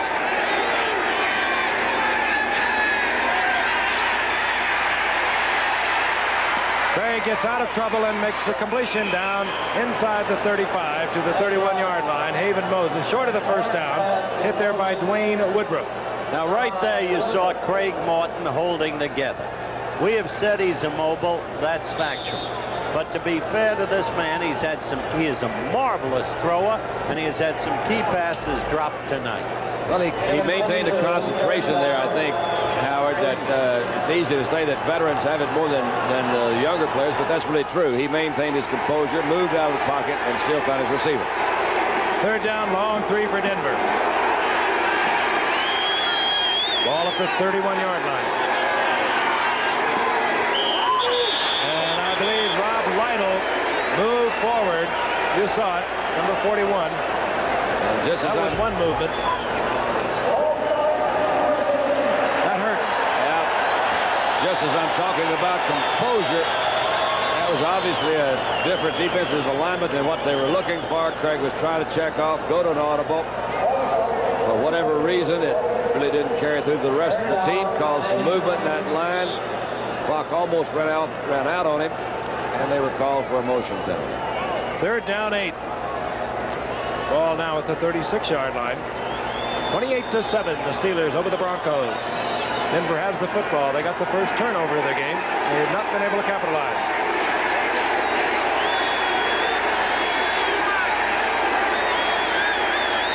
Steelers on the line of scrimmage. Morton reads it, has a man open. Overthrows Haven Moses. It could have been 6. Oh, he knows it, man. He had him wide open. You're right. They had a maximum blitz, Frank. But he had it pegged. He threw, and his own chagrin you just saw on the screen. Tough call now. 4th down, 8. A lot of yakking over there in the sidelines in front of the Denver bench. Do we punt it? Do we go for the field goal? Or do we go on 4th down? You're down 28-7, and they're going to go on 4th down. Well, Riley Odom's back in the game. The wide receivers will be Upchurch, 80, Haven Moses, 25, Odom's 88, and they have to put it in the air.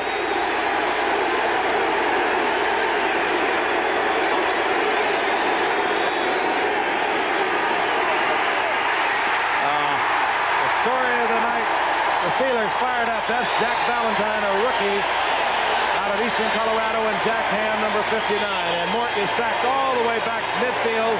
That was 4th down. The Steelers will have good field position, and we'll be back in just a moment. We turned the lights on these 40 American cars.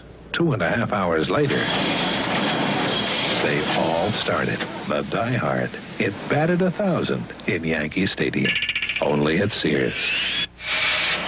From the people who brought you Die Hard batteries comes the Muzzler, the aluminized muffler from Sears. The Muzzler, only $17.99 at Sears. Stanley makes saws to cut any job down to size. Cross-cut saws to cut across the grain. Rip saws to cut along the grain. Compass saws for odd shapes. Coping saws for curves. For precision cuts, back saws. For metal, hack saws. Stanley saws are made with tough, tempered steel and selected hardwoods. Then packed in a protective sleeve packed with information. Stanley, we want to help you do things right. Buy any of these specially tagged saws and get up to a $1.50 rebate from Stanley. Sunday. No one knew why. No one could stop it. Disaster on the coastliner. On 4th and 8, Denver down 28-7. Went for it. Down went Greg Morton. The Steelers have the football. They mark it at the 42-yard line. Thornton 38, Franco Harris 32. Setbacks for the Steelers. This is Franco Harris threading his way through the traffic out to the 48-yard line. Gain of 6. It'll be 2nd and 4. And right now we'd like to welcome KJCT in Grand Junction, Colorado, who became an ABC affiliate today. Welcome aboard, guys. Love your country. Big Joe. Big Joe Green. Nice. Really not what he was as a pass rusher when he was the first player ever drafted by Knoll, but still strong. He's had a sack tonight. Terrific against the run. He's still a heck of a nice guy. And a football player. 2nd and 4. Bradshaw switches it off. Reads the blitz. Hey, that's screen to Thornton. First down. Inside the 45. He was down. Good play by Gradishar. Man, he had a lot of help over there. Gradishar worked his way through that offensive blocking. That was a well-executed play. Really kind of a tricky one. Let's see if we can pick it up. It's going to go to Thornton. Would that be an audible, Don, a screen? No, I don't think so, Frank. I don't know, but look at that. Look at Gradishar play off a good block in the middle. That was Mike Webster, good blocker. They slipped in their own and stopped. That would have been a lot bigger game it was. That's right. That's the point. You're exactly right, Dan DeRue, because Evans played off that, but you're exactly right. That saved a huge game. Yeah. The 44, first down Steelers. Bradshaw, screen to Stallworth. And Stallworth inside the 35. Charlie West was groping for Stallworth's head. The crowd did not like it, and Stallworth didn't like it. I want to tell you something, ladies and gentlemen. When these Steelers put it all together, you look at a truly great football team. And you think of the team with the best record in the league, with great personnel, brilliantly coached, the Dallas Cowboys, 7-1. And you can't help but think forward to the Super Bowl and expect that these two teams will meet again. If it does happen, and anything can happen between now and then, what a showdown that'll be. Two great teams. They're going to play next Sunday, as a matter of fact. Right here. Right here. Right. And that's going to be a good one. On 2nd and short, Harris gets the first down, gets close to the 30-yard line. Interesting thing about these two teams, Pittsburgh is totally homegrown. They have not got a player in their roster who's played somewhere else. They either drafted them or they're free agents. Dallas has a couple. Preston Pearson came from the Steelers, oddly enough, and Seption, of course, had played with the Rams. And the big homegrown. one, the most recent, is John Dutton, who may be ready for this Pittsburgh Steelers group next week. They have not activated him yet. Big defensive end they got from Baltimore. And in the stands tonight and here to visit with us, Gil Brandt, the brilliant director of player personnel of the Cowboys. 1st and 10 Steelers. Stallworth in motion. A couple of receivers open. Grossman for one. Franco Harris totally alone down the sidelines. Of course, Terry was looking for Swan. Sounds really weird, Frank, but you can have you can have too many guys open sometimes. It confuses you. He wound up trying to throw it to Swan. Did that happen to you ever? Oh, yeah, a couple of times in practice. Only in practice. About that game one time, Don, you hung it up in the middle, and I remember after the game I asked you, I said, Don, there was no one near it. That's true. And I just flat forgot the play. I called in the huddle. That's really true. That's really true. Well, it can happen. 2nd and 10.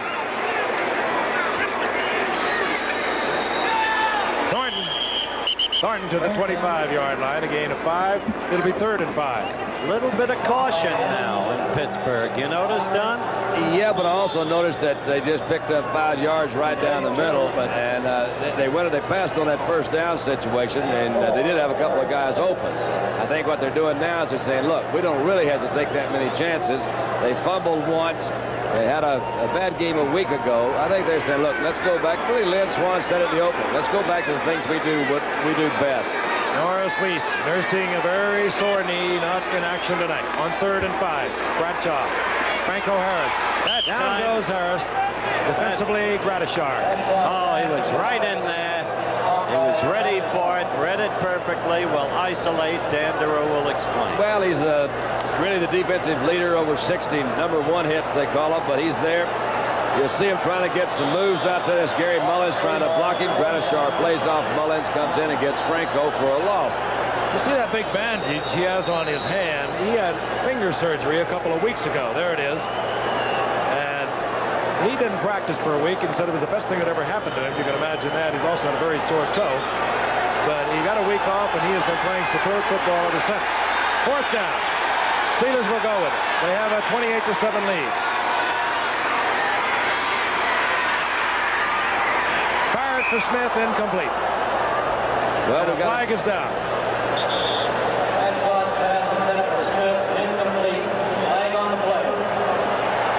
Roughing the passer. Roughing the passer. Oh, what a tough penalty at this point in time. I saw a roughing the passer penalty cost New England a shot at the Super Bowl in a big game against Oakland. A still controversial call. Guess it was 3 years back. Top of your screen, you'll see it. Here comes the crisscrossing. And that's Barney Chavis, who unloaded on Bradshaw. They're looking out after the quarterbacks this year. It's always a controversial call. Boy, it is, because you're talking about split seconds. You're not talking about anything really big. You got 250 pounds in motion here. It was really a difficult call to make. It's moving and trying to get to the quarterback.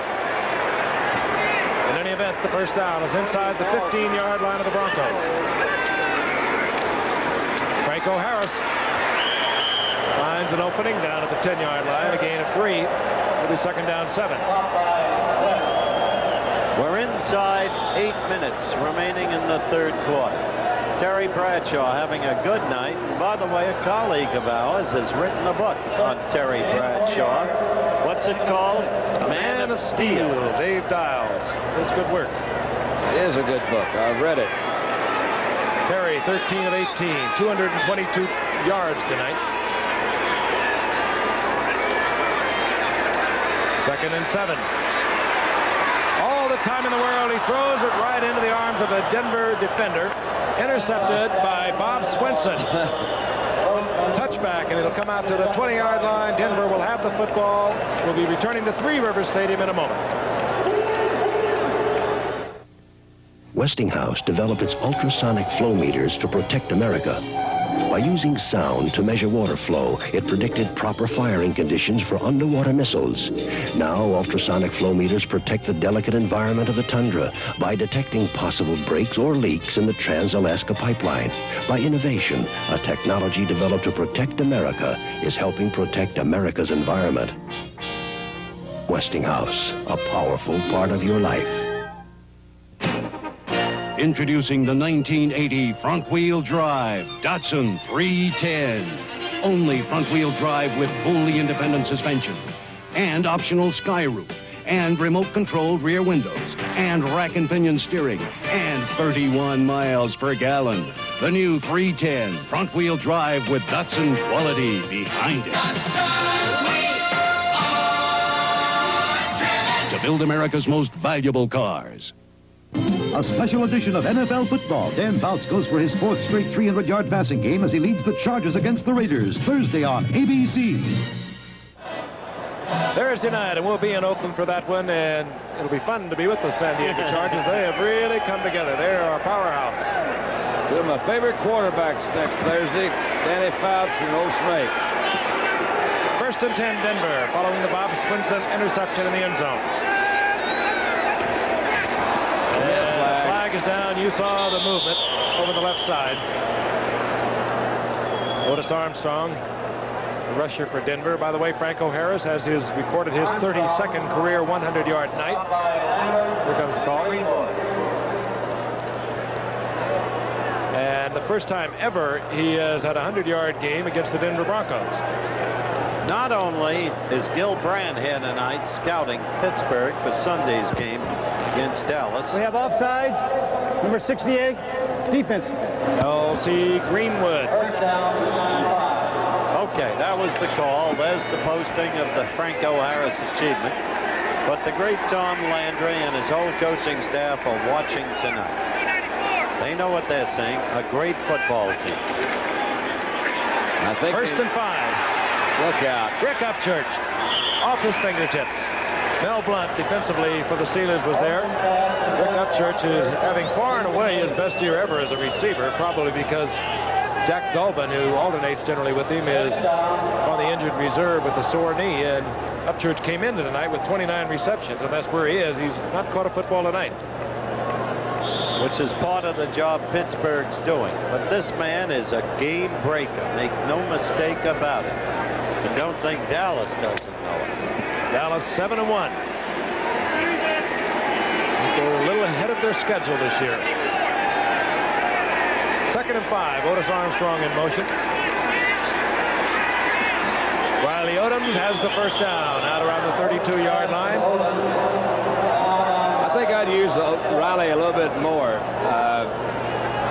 They seem to be doubling those outside guys, whether it's Haven Moses or Rick Upchurch. A couple of times he's had some success with Riley down the middle. A couple of times on a quick checkoff to the outside. Make him cover that guy. Maybe they'll break that double coverage. They don't, keep going to it. You saw his career receptions. Last year was his biggest year ever with the Broncos, and he's in his 8th now. He had 54 receptions last year. Got another Pro Bowl year for Riley. 1st and 10 from the 32-yard line of Denver. Here's Otis Armstrong. Armstrong caught from behind, gets close to the 35. Steve Furness over there defensively for the Steelers. There he is, the big man, Franco Harris. When I mentioned don't think Dallas doesn't know it, I was paying tribute to the Dallas talking about Upchurch at that point. This man having a great night, over 100 yards, 32nd time. Dallas knows every player in the NFL. Their organization is great. Well, I think most of the folks know who plays in the league, but they know who plays better than most. That's right. 2nd down, 8. Ball at the 35. And again, a Steeler pops off sides. And again, it's Furness. Yeah. And Craig had a free one and could not connect. Had a mix-up. Haven did a turn in. Frank threw a fly. Greg threw a fly route. Finesse, as I mentioned earlier in the contest. You saw the signal. Over-eager, no question about it. Out, injured, wanting to come back. One of the fiercest pass rushes from a small college in Rhode Island in football. Gary Dunn beat him out. And he wants to get back in there on a regular and sole basis. Thus, you see him responsible for 2 penalties tonight. Chuck Noll, I know, is happy that they all are getting healthy. Steve Furness, L.C. Greenwood missed some games at the beginning of the year, 4. Second down, 2. Ball right at the 40-yard line. John Keyworth finds an opening, gets the first down at midfield. Looked like Pittsburgh didn't like that. They all jumped on him. Keyworth's a deceptive athlete. In college, played many positions. We've talked about it many times before. Linebacker, tight end, running back, can play most anyone. Quarterback for 1 quarter. That's true. I know. Drafted by Washington and wouldn't go. You have a remarkable knowledge of it. Actually, it's my mind is what's so really outstanding. Keyworth is out. Jim Jensen is in. First and 10, Denver, midfield. Haven Moses in motion. Screen to Moses. That's kind of an interesting little play. I like that. Moses gets inside the 35, a gain of 6. Hit there by Jack Lambert. Out in front of it, Dave Studdard, first-year man out of Texas at left tackle for Denver. Got a little block. Moses moved inside the 45. It'll be second down and 4. That was a nice individual effort. We're in the third quarter, and it's the Steelers 28, the Broncos 7. Explosive first half. For whatever reason, they've been able to close out Upchurch pretty well tonight. Well, they have him over in front of Mel Blunt for one. Might be part of it. Riley Odoms. I'd throw to him till the cows come home, Frank. First down at the 31-yard line for the Denver Broncos, and we're going to pause 5 seconds and allow our stations to identify themselves. You're watching WTAE-TV, Channel 4 in Pittsburgh, the city of champions. Back at Three Rivers Stadium, 28-7. It was an explosive first half, first quarter, that is. Steelers getting on the scoreboard first. Denver answering right away. A Swan touchdown from Bradshaw was a Steelers score. Haven Moses went 64 yards. Then it was all the Steelers in the second quarter.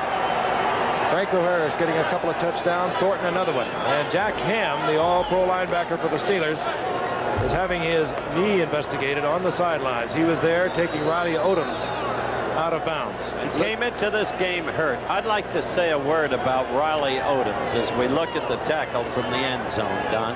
Okay. The year he was drafted first by Denver, I had the personal belief he was the best athlete drafted that year. And I think he's proved out. He's a remarkable football player. Great strength, good speed, excellent strides, and marvelous hands, and good blocking. You have to think and hope that from that replay that Jack Ham maybe just bruised that knee. It did not appear to be twisted. He came into the game troubled with a groin pull. He's been troubled with that groin for some time this year. Frank, I think he got kicked in the calf. I see him massaging that calf. Let's hope it's the calf muscle and not the knee. That's what they're doing. The first down at the 31-yard line of the Steelers. Denver's possession. They need a big one. Going deep for Moses. Picked off. Donnie Shell, who's been deeply criticized for the past few weeks. He's been playing hurt, and he's been criticized by the Steelers fans. He's been all over the field tonight. He comes up with the interception. I tell you, they can criticize him all they want. I think that young man is one of the best. He hits like a linebacker, tremendous hitter. Marvelous position player, great hands, and there you see what he is. And we'll be back at Three Rivers Stadium in a moment. It took explorers 3 years to circumnavigate the globe. Even the great Iron Horse took weeks to cross the continent. Yet today, people move all over the world with the freedom of the wind. One morning on this continent, that evening on another. Boeing jetliners. They've done more to jet the world together than anything ever made by man. The world feels a whole lot better when the people of the world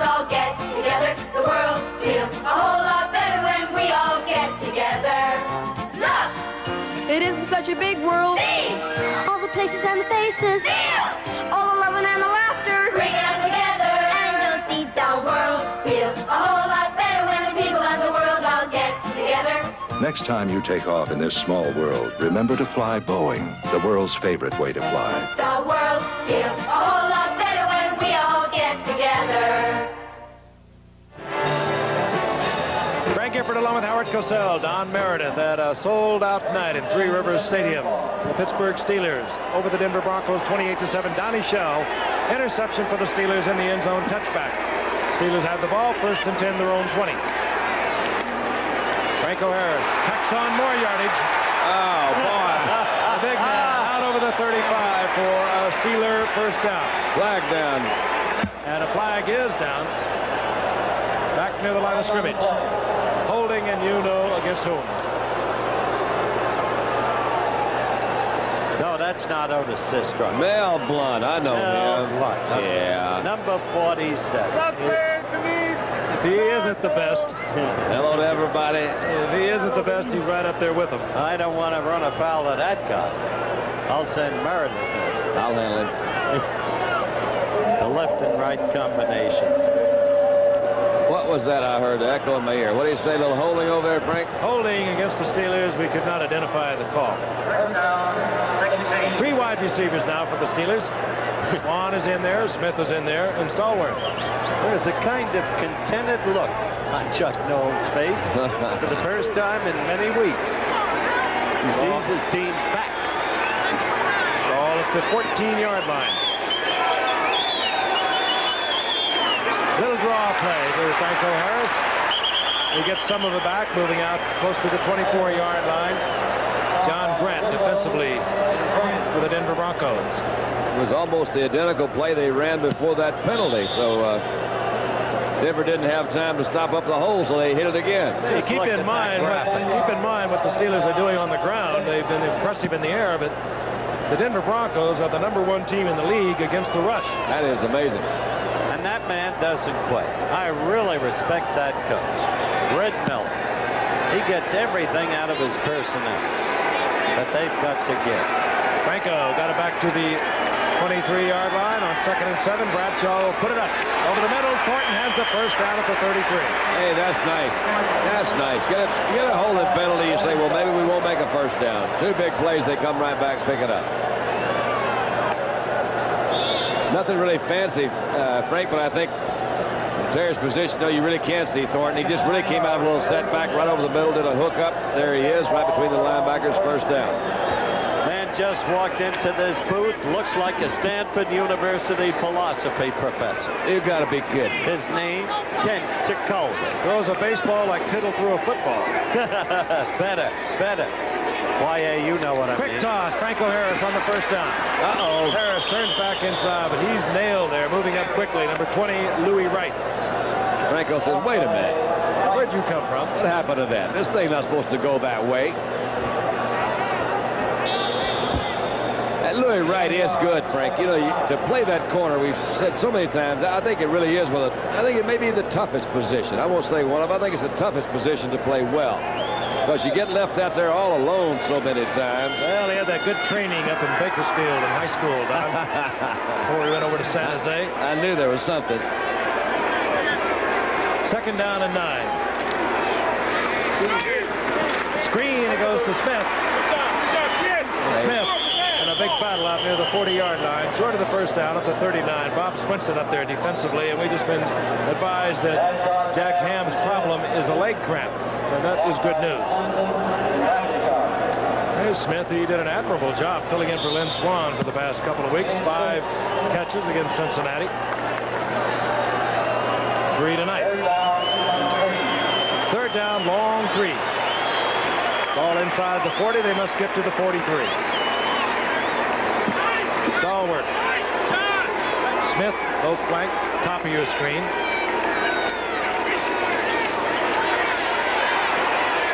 And Thornton makes a spectacular catch out over the 45 for a Steeler first down at the 46. Hey, he really did. That was really good one. Low and away, and he picked it up. We saw him in the first game of the season with a 21-yard touchdown catch against New England. Here he makes a diving reception of a Bradshaw pass, gets the first down. Big man can run, block, and receive, Don. He ought to play football. Sidney Thornton out of northwestern Louisiana. Ball at just over the 46-yard line. Bradshaw really mixing it up, hitting everyone on the field tonight. All right, Terry, be careful. Be careful. On the sideline, wisely stepping out of bounds. Pick up a 3. It'll be 2nd and 7. Let's join Howard. Recognize this man at age 15, growing up in Cincinnati. They called him the Whip, the image of Ewell Blackwell. Kent Tekulve, one of the heroes of the Bucks in the World Series. And I think you proved yourself in every way when in the 4th game Lowenstein and Crowley racked you up and you came back better than ever. Wasn't that your test? Well, I'll tell you, Howard, it was a matter of, in the 4th game I made some mistakes, and you can't afford to make mistakes against good hitters. In the 6th game and the 7th game, I faced the same guys basically, and I got right back in there. I threw the ball where I wanted to and made my pitches, and things worked out a lot better the way they usually do. I want to thank you for coming by. We're going back to the play action. Frank will take over. My congratulations. Thank you very much, Howard. And ours also on 2nd down and 7. Handoff, Franco Harris gets away from Evans, straight arming Evans, moving down to the 43-yard line, gets another Steeler first down. That was smart running, Frank. There's times when Franco uses his power and his strength to turn upfield to get the extra yard. He saw that time he was going for the first down, and he goes out of bounds. That didn't make him a bad guy. He picks up his first down and saves some of those bumps and bruises. And Howard, I want Tekulve's hat too.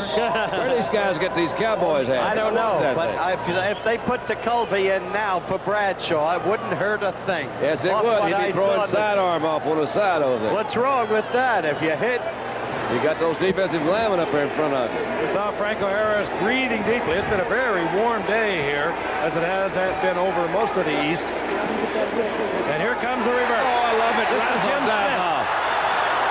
And Smith has another Steeler first down. They're pulling all the pages out of the book tonight. I got to have a slow-mo of Bradshaw throwing a block. Let's hear it for the quarterbacks. Well, he's laughing about it. Oh, he loves it.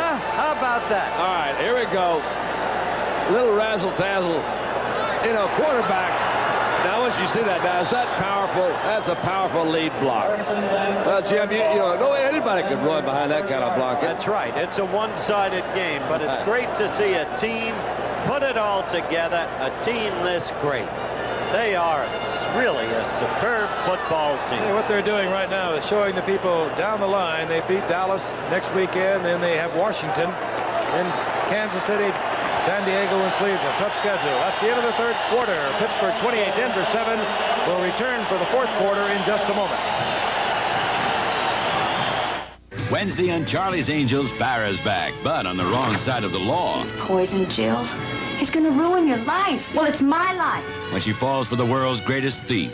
Then, a pretty girl's got something hot, and the most powerful men in Vegas will kill for it. Wednesday. This ship is longer than the largest ocean liner. It's U.S. Steel's new ore carrier, the Edwin H. Gott. It transports iron ore to our steelmaking plants on the Great Lakes. Our facilities require huge amounts of ore, and this ship will carry 3 million tons a year. This is a major investment, but we think of it as a 1,000-foot vote of confidence in our future. Confidence. At United States Steel, it's one of our strengths.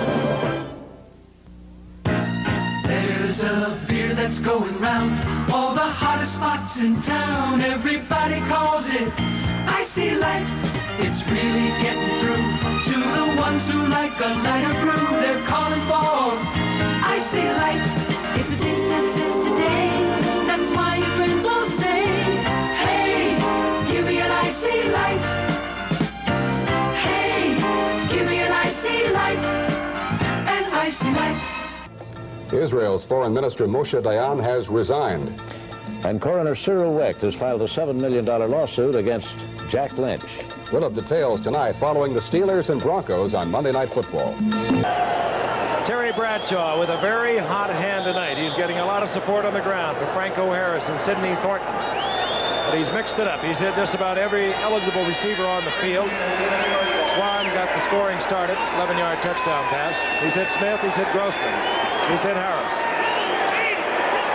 Stallworth on 1st and 10. Complete to Smith. That's pretty. You remember the days when we used to talk about this Pittsburgh defense all the time, and nobody, never, obviously, well, now you talk about that offense. Did you see the way Smith came back for that ball? It's almost impossible to stop. It is, and that's the old Sid Gilman theory of offense as you look at it here. You go out in the 13 to 17-yard area, maybe 12 to 16. You come back, and there's no way you can stop it. I just didn't realize that was Sid's idea. Not altogether. It sure was. Well, 2nd down and 6. You show me a better one. Bradshaw with a perfect bootleg. No, he messed up, Frank. That was a missed Louis Wright. Did he miss him? I thought he just held it. Well, let's take a look. I don't know. You may be right, but it looked to me they missed the handoff, and the next best thing to do after you do it. Let's see what happens. That was a bootleg all the way. It was a bootleg. Well, then why didn't he have somebody out there blocking for him? That's a dumb call if you're going to do all that without somebody out there to help you. He's short of the 1st down. You've suddenly grown militant. I've grown what? Militant. No, I have not. Yes, you have. Overwhelmingly in favor of Pittsburgh. Total yards, 406 to 228. And look at the time of possession. About 10 seconds difference. Always a compelling stat. 10 seconds? It was 10 minutes, I'm sorry. Denver giving up less than 90 yards rushing per game and have given up over 160. Thornton has the 1st down. 163. 163, that's Kent Tekulve's weight. No, he's 160. He started the season at 165. Thornton I think, does add another dimension. I was talking about it earlier. The thing that Rocky Blyer, I believe, gave, and he still does, is that consistency. You could always count on Rocky Blyer. He's not going to make a lot of mistakes. The 70-yard run he had against Cleveland was his career high. But Thornton he's got a different kind of look. He can really do some blocks. He is a good receiver.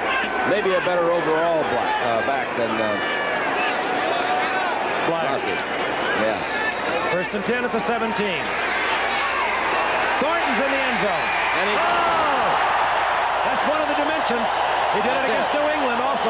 Just what Dunn was talking about. Ladies and gentlemen, you are seeing the Pittsburgh Steelers tonight as they can play. They're a great, great football team. And Terry laid that one again right in there. That was pretty. He did everything but catch it for Thornton. And I still say you don't call a bootleg with no blockers. Don't be bitter. There you go. Look at that ball. Not even a ripple. Man, a life where you're going to play. Oh, that's pretty. Craig Morton couldn't throw it better. Oh, that's nice. Matt Barr for the conversion. And the Steelers begin to roll it up, 35-7. We're in the 4th quarter. We'll be returning to Three River Stadium in a moment. You can own #1. The Datsun 280ZX is the most popular sports car in the world. Winningest car in its class. Fuel-injected 2.8-liter engine, 4-wheel disc brakes, full track certified instrumentation. All for thousands less than its reputation. Take #1 off the track and you're driving #1 on the road. The 280ZX. Just price it today. To give you the best for less. A Super Bowl Steeler is tough to beat. But against the Steeler, I can't compete. When a Steeler gets hit, it's got the guts to bounce back. You turkey. Uniroyal presents the Steeler Radial. It's built tough with 2 steel belts, and it's tough to beat when you look at its price. To get to this year's Super Bowl, I'll just surround myself with 4 tough Steelers. The Uniroyal Steeler. You want a tough tire at a price that's fair? You want Uniroyal there. An NCAA doubleheader. First undefeated Houston battles undefeated Arkansas. Then headlining regional action, Florida State LSU and Washington UCLA. Check local listings Saturday. And at 12:30 in the East, some of you will be watching the American International game at Springfield, at the Springfield, Massachusetts area. Then in the mountain areas, viewers will be seeing it as their second game, Utah State at Arizona State. And some of you will see in the East also Eastern Kentucky at Murray State. Okay. And a couple of you won't even be watching. I believe you. Chris Payne returning the kick by Matt Barr. Rick Moser hustling down there to make the stop. That's an appropriate sign. It really is. Let me tell you something, folks. You're watching a team coming back to itself against a truly great defense. You can't find many, if any, defenses better in the NFL, high guy, Sidney Thunder Thornton. That's right. Than the Denver Broncos had. And Denver fans shouldn't be destroyed by this because they're up against greatness tonight. Morton remains the quarterback on 1st and 10. Fires it off to Rob Lytle, and Lytle gets to the 30. Gain of 5 before he's dropped by Jack Ham, and it's good to see 59 back out there. It'll be 2nd down and 5. It's like Meredith batting against a Colby. Kid wouldn't have a chance. I know those sidearm pitchers. Yes, sir. Hey, one of the teams that Pittsburgh will be meeting, and they got a tough road to hoe coming up, will be Dallas next week. Yes, that is absolutely. You want to talk about that one? Seeing a team on Thursday night against Oakland, San Diego, that might be moving up abreast of the Cowboys and the Steelers. On 2nd and 5, Morton unloads it, gets it out to Riley Odoms. Wayne Woodruff is there defensively, and I believe it's going to be a Denver 1st down. You make a great point, Frank. I sometimes wonder what San Diego might have been, as great as they are this year, if Louis Kelcher hadn't been sidelined for the season. Put him with Fred Dean, Wilbur Young, the others, and that's what you'll be seeing. Less Kelcher this Thursday night.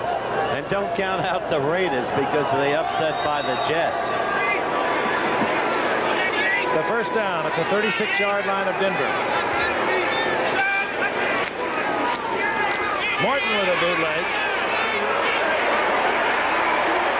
That's the difference. And in and out of the hands of Rob Lytle. Incomplete. I understand the difference, but I also recognize the difference. There's an opportunity to pick up that 1st down on the ground, and Craig's just not going to risk it. And who am I to stand up here and say he should? But it was the kind of situation where it was that, that was a called bootleg. Looks like we're going to get a new quarterback maybe for Pittsburgh. Sure, they want to save Bradshaw. Who incidentally said before the game that he doesn't like to play at night. He doesn't see as well. Who said that, Bradshaw? Terry. If he could see any better, there would be lights out a long time ago. Oh, he's had some night. Mike Krusik, the backup quarterback, warming up. We don't know whether we'll see him or not. Craig Morton stays on, looks over a 2nd down and 10 from his own 36-yard line. Right in the middle. As the time complete to Haven Moses, 1st down at the 46-yard line of the Steelers. Now, really, truly, you're not going to find a quarterback that can throw a better ball than that ball that he threw right there. That's true. When Otto Graham was coaching the Redskins, as you look at Moses isolated in just a second, when Otto Graham was coaching the Redskins, it was the year of Joe Namath coming up from Alabama. It was the year of Bill Munson coming up from Utah State.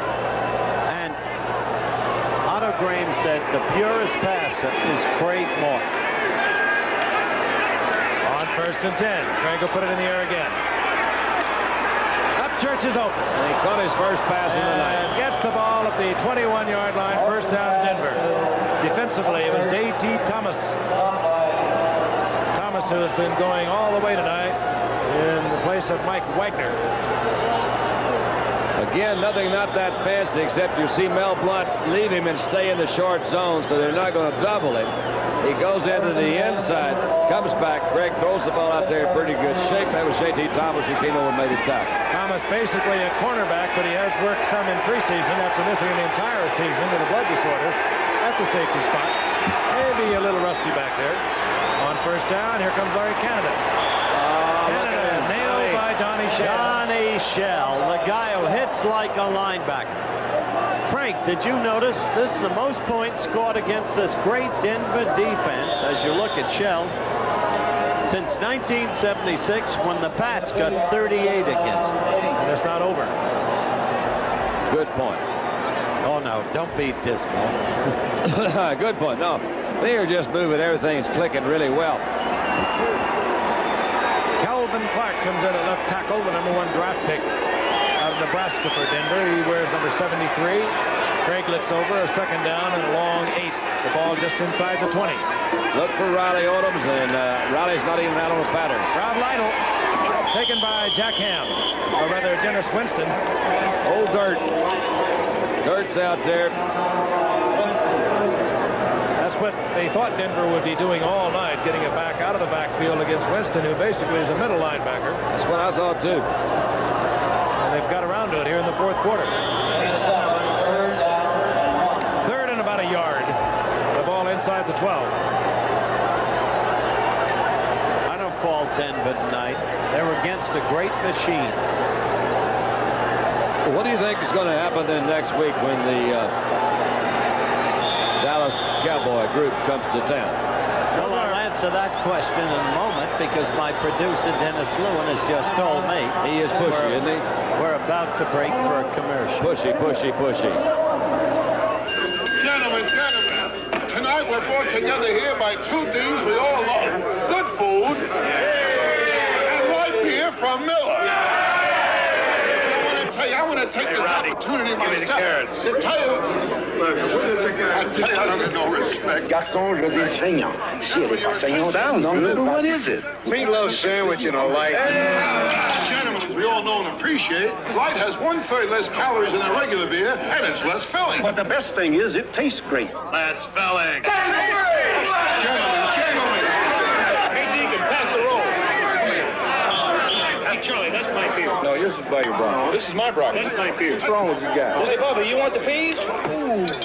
You gonna eat all that? Just showing off. Gentlemen, in closing, I'd like to think I speak for all of us when I say if it wasn't for light, I wouldn't be where I am today. Hey, you're proud. Light beer from Miller. Everything you always wanted in a beer, and less.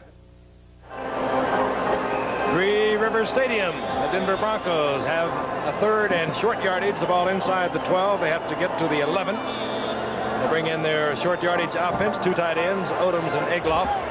Keyworth and Armstrong in the setbacks. Broncos down 35-7. Play action by Craig Morton. Look out. Hangs it up in the air. Did not fool the Steelers. It'll be fourth down and short. Fourth down and short. Is there something you were going to tell me, Howard? Oh, your question. Yeah. Pittsburgh or Dallas? Next week. Next Sunday. Here at Three Rivers Stadium. Well, I think maybe Dallas, after this game, will win that game. But I don't think it's relevant when they meet, if they do, in the Super Bowl. Because I honestly believe, and I can only tell it like I think it is, that the Pittsburgh Steelers are the greatest team in football. All right, fourth in a little bit. Craig over the top gets the first down. Whenever you're in doubt, go to your power runner. If they're the greatest team, then why is Dallas going to beat them next week? Because I think this is a big game, an up game for Pittsburgh. After their game last week. Yes, I think it's a game they wanted to reestablish themselves. I think it'll be a very tough game, very close game. I think Dallas is a super organization, brilliantly coached. But when it comes to the Super Bowl, I think this team has the greatest people in football. I think Mr. Landry, nobody respects Pittsburgh than Tom. More than Tom. Martin gets the first down inside the 11.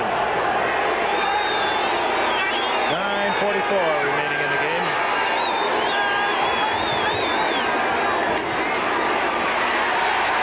Down goes Morton. Fumbles the football. The Steelers have it. Dennis Winston there first in his outside linebacker position. Turn out the lights. The party is over. Yes, it is over. I think what I really mean is it's impossible, as you look at this again, for human beings to be this much up every week. And they're tough tonight. They really are tough tonight. That was Jack Ham on the recovery. We wanted to hold off. When you see him in the area, he usually has the football. Who was it that knocked it out? Dennis Winston. Winston knocked it out. First and 10, the Steelers with the football at the 21. Rocky Blyer. Gets the call, and Blair out over the 25 to the 26. A gain of 6. It'll be 2nd and 4. And Mike Kruzik is the quarterback now for the Steelers. Good Lord, Bob Uecker's back. Halloween comes early to Pittsburgh. Kruzik, 3 of 8 this season in relief of Bradshaw. Has never thrown a regular season touchdown. Started 6 games. When he was a rookie some 4 years ago, he won every one of them. Did not put the ball in the air that much. Other running back is number 27, Greg Hawthorne, a rookie out of Baylor, number 1 draft pick, and that's Hawthorne. I'm glad you folks got a chance to see Greg Hawthorne, the number 1 draft choice, as Frank said, out of Baylor. This is a terrific run. He saw a lot of service early on until everybody got well again. But he's more than just a great runner. He is a superb lead blocker, and he has good hands, Don, can catch the football coming out of the backfield. He's what you described in Thunder Thought. He weighs 225 pounds. He's 6'3". He was hurt in training camp, too. Up. A little movement over here by Grossman. Movement on the right side. Could it be Randy Grossman reacted to a Bronco movement? One of the early press releases on Hawthorne, with it, he really was having a little difficulty in adjusting to the system. He did get hurt early in training camp. Didn't get that early development that the young players need. Encroachment, number 84. Ball against Grossman. The injury he had in training camp was not the injury that he suffered a year ago when he had a broken hip rim as a senior at Baylor. He did not play much of last season, but he had an incredible junior and sophomore year there. Did you see what Baylor did to Army, Frank? 55-0. And remember, Alabama was good enough to beat Baylor 45-0. Jackie Sherrill, coach of Pitt, came in to see us tonight in the wake of his great victory over Washington. 5-yard assessment. Down remains the same. 1st and 15, the ball inside the 30. Rocky Blair, single setback. Kruzik. And this is Hawthorne. Told you he could catch, Don. And the rookie has a 1st down after the 47-yard line. Hit there by Joe Rizzo. I thought they might throw a flag and say, all right, who do you want to throw it to? There was nobody back there close to him. Got good protection. Hawthorne ran all the way across the field, finally opened up late. And you're right, Kruzik can throw that ball.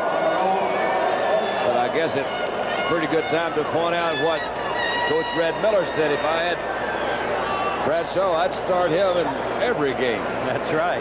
Kruzik had a remarkable collegiate career for Boston College, by the way. My daughter will be graduating from there in January. Congratulations to Vicky. That's right. He set an NCAA record up there of 67.8% completions. And now he hands off to Rocky Blair and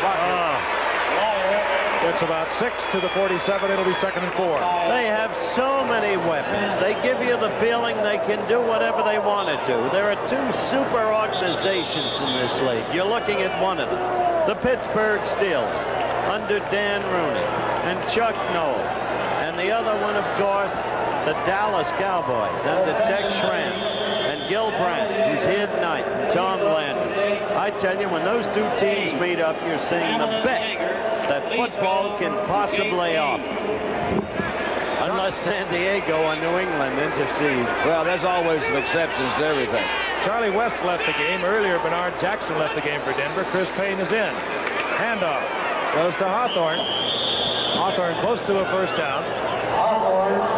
Otis Armstrong, a great, great football player who has not been himself since a whole series of injuries. And the forlorn look on his face kind of sums up tonight. Denver will be back. You know, if I were Denver, I think I could have kind of almost anticipated this. You don't want to come in and play Pittsburgh after they've had a game like they did last week against Cincinnati. That's right. So they caught them on one of their moves really up. And that's the nice thing. These guys know they're a lot better than they were last week. And they're really proving it tonight. 3rd and about a foot for the Steelers. Grossman in motion. Blair. Might be a fumble the way everybody's jumping in there. Everyone was groping around. Denver says they have the football. And I think they do, yes. And Coming up with it is Bruce Bradford, a rookie from Grambling. What a night. All right, Rocky, what happened? Let's see. He's got, oops, he never did have possession of it, it seemed like. He dropped it right at the line, fell under somebody, and you got it. And we have 6:29 remaining in the fourth quarter. And we're going to see Craig Penrose for the Denver Broncos when we return in just a moment. Penrose. Do you believe I forgot to change my antifreeze? You know how embarrassing it is having your tow truck towed? You should have kept your guard up. Get it, animal. Fat chance, Slim. Should have kept your guard up. Keep your guard up with Dowguard Antifreeze. Dowguard protects against freeze-ups, boilovers, rust, and corrosion all year round. Dowguard Coolant Antifreeze. 6. Bobbitt, I think you got him. Just remember, keep your guard up.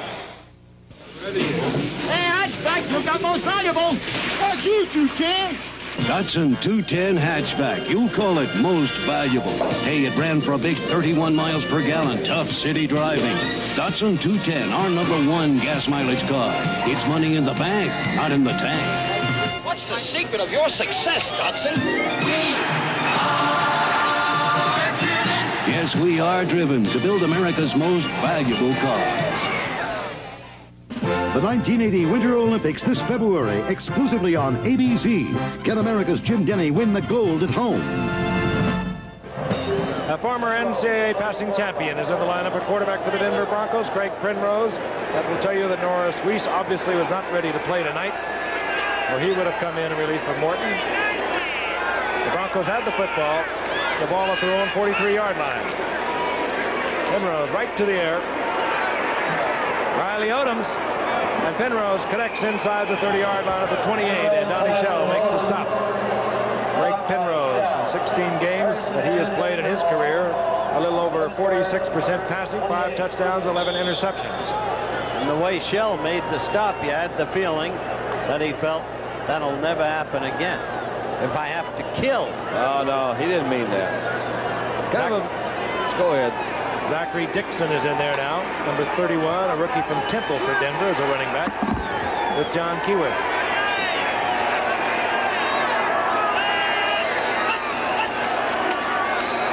And this is Dixon. Dixon maybe ekes out a yard. Dwight White is in there now defensively for Pittsburgh. He's in on the stop. You mentioned Temple to me, from which Dixon gravitated. Jackie Sherrill talked to me at halftime about Temple. He said they've got some football team and people don't realize it.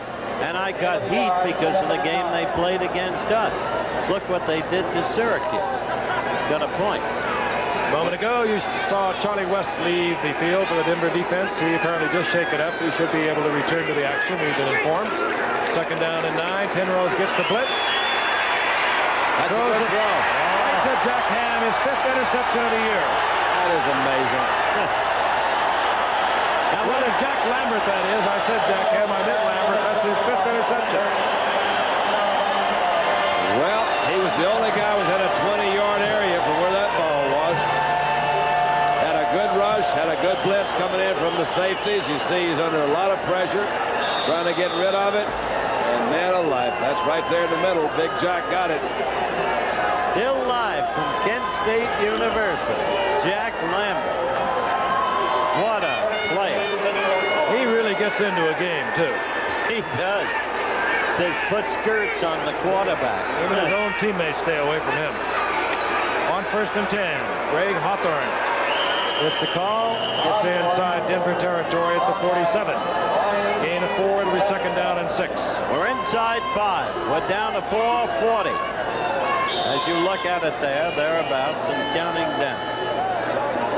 It was all Denver, rather all Pittsburgh from the very beginning.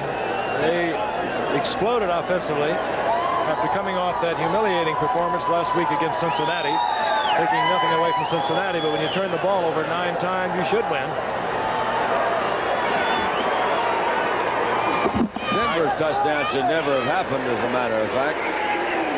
64-yard true. Haven Moses bounce off. Hawthorne gets to the 40. Another Pittsburgh 1st down. Hey, you folks, watch this 27 Hawthorne. We told you he could do it all. He's a great lead blocker, great hands, can catch the football. He's a great runner, and he is desperate destined to be a long-term star, barring injury in this league. Looks like he's limping right now. Yeah, barring injury. That's right. Well, it's nice to have guys with this kind of talent that sit on the bench, and you can spend 2 or 3 years trying to figure out when they're going to get in the main action, because you know he's got some talent. Hawthorne comes off. A rookie from Temple comes in. That's Tony Anderson once again. Anderson gets the call, and it's close to the 35-yard line.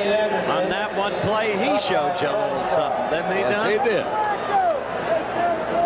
Rick Moser is also in there offensively now. Former Scarsdale High School product. I knew you were going to say that, Jack. I knew that. Of course, why not? Play with Jeff or with Kyle? Who was Well, he played under Jeff a great high Gifford. school coach named Ron Bashir. That's right. And Jeff Gifford, one of the great players in the history of Scarsdale High. Let's tell it like it is. Actually, Rick played with Kyle. They won the championship. 2nd and 5. Well, oh, little fisticuffs going on there. Forget it. Everybody was off balance on the play. Well, let's just throw up a flag and fight for a while. With 2:36 left. Ted Peterson getting into it with John Grant. 2:35 left, Frank. A 35-7 score. Unsportsmanlike conduct, offense and defense. See that? Both were bad boys. Things can deteriorate. I've noticed that. What do you think, Mike? Piece of cake, isn't it? Hey, man, 35-7. I can do anything I want to. It looks all right. I'll tell you, it was 3 years ago when Bradshaw was hurt. This young man came in as a rookie. He started 6 games. They won all 6 of them. He did some job. Rocky Blyer comes in.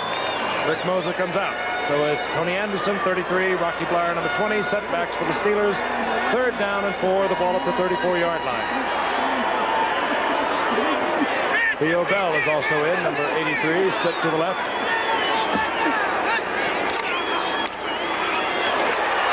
And this is Anderson, the rookie from Temple, gets inside the 30, and he has another Steeler first down. Told you Temple had some team, and they have had good teams before. Anderson, off by Grant. Seconds ticking away towards the 2-minute warning.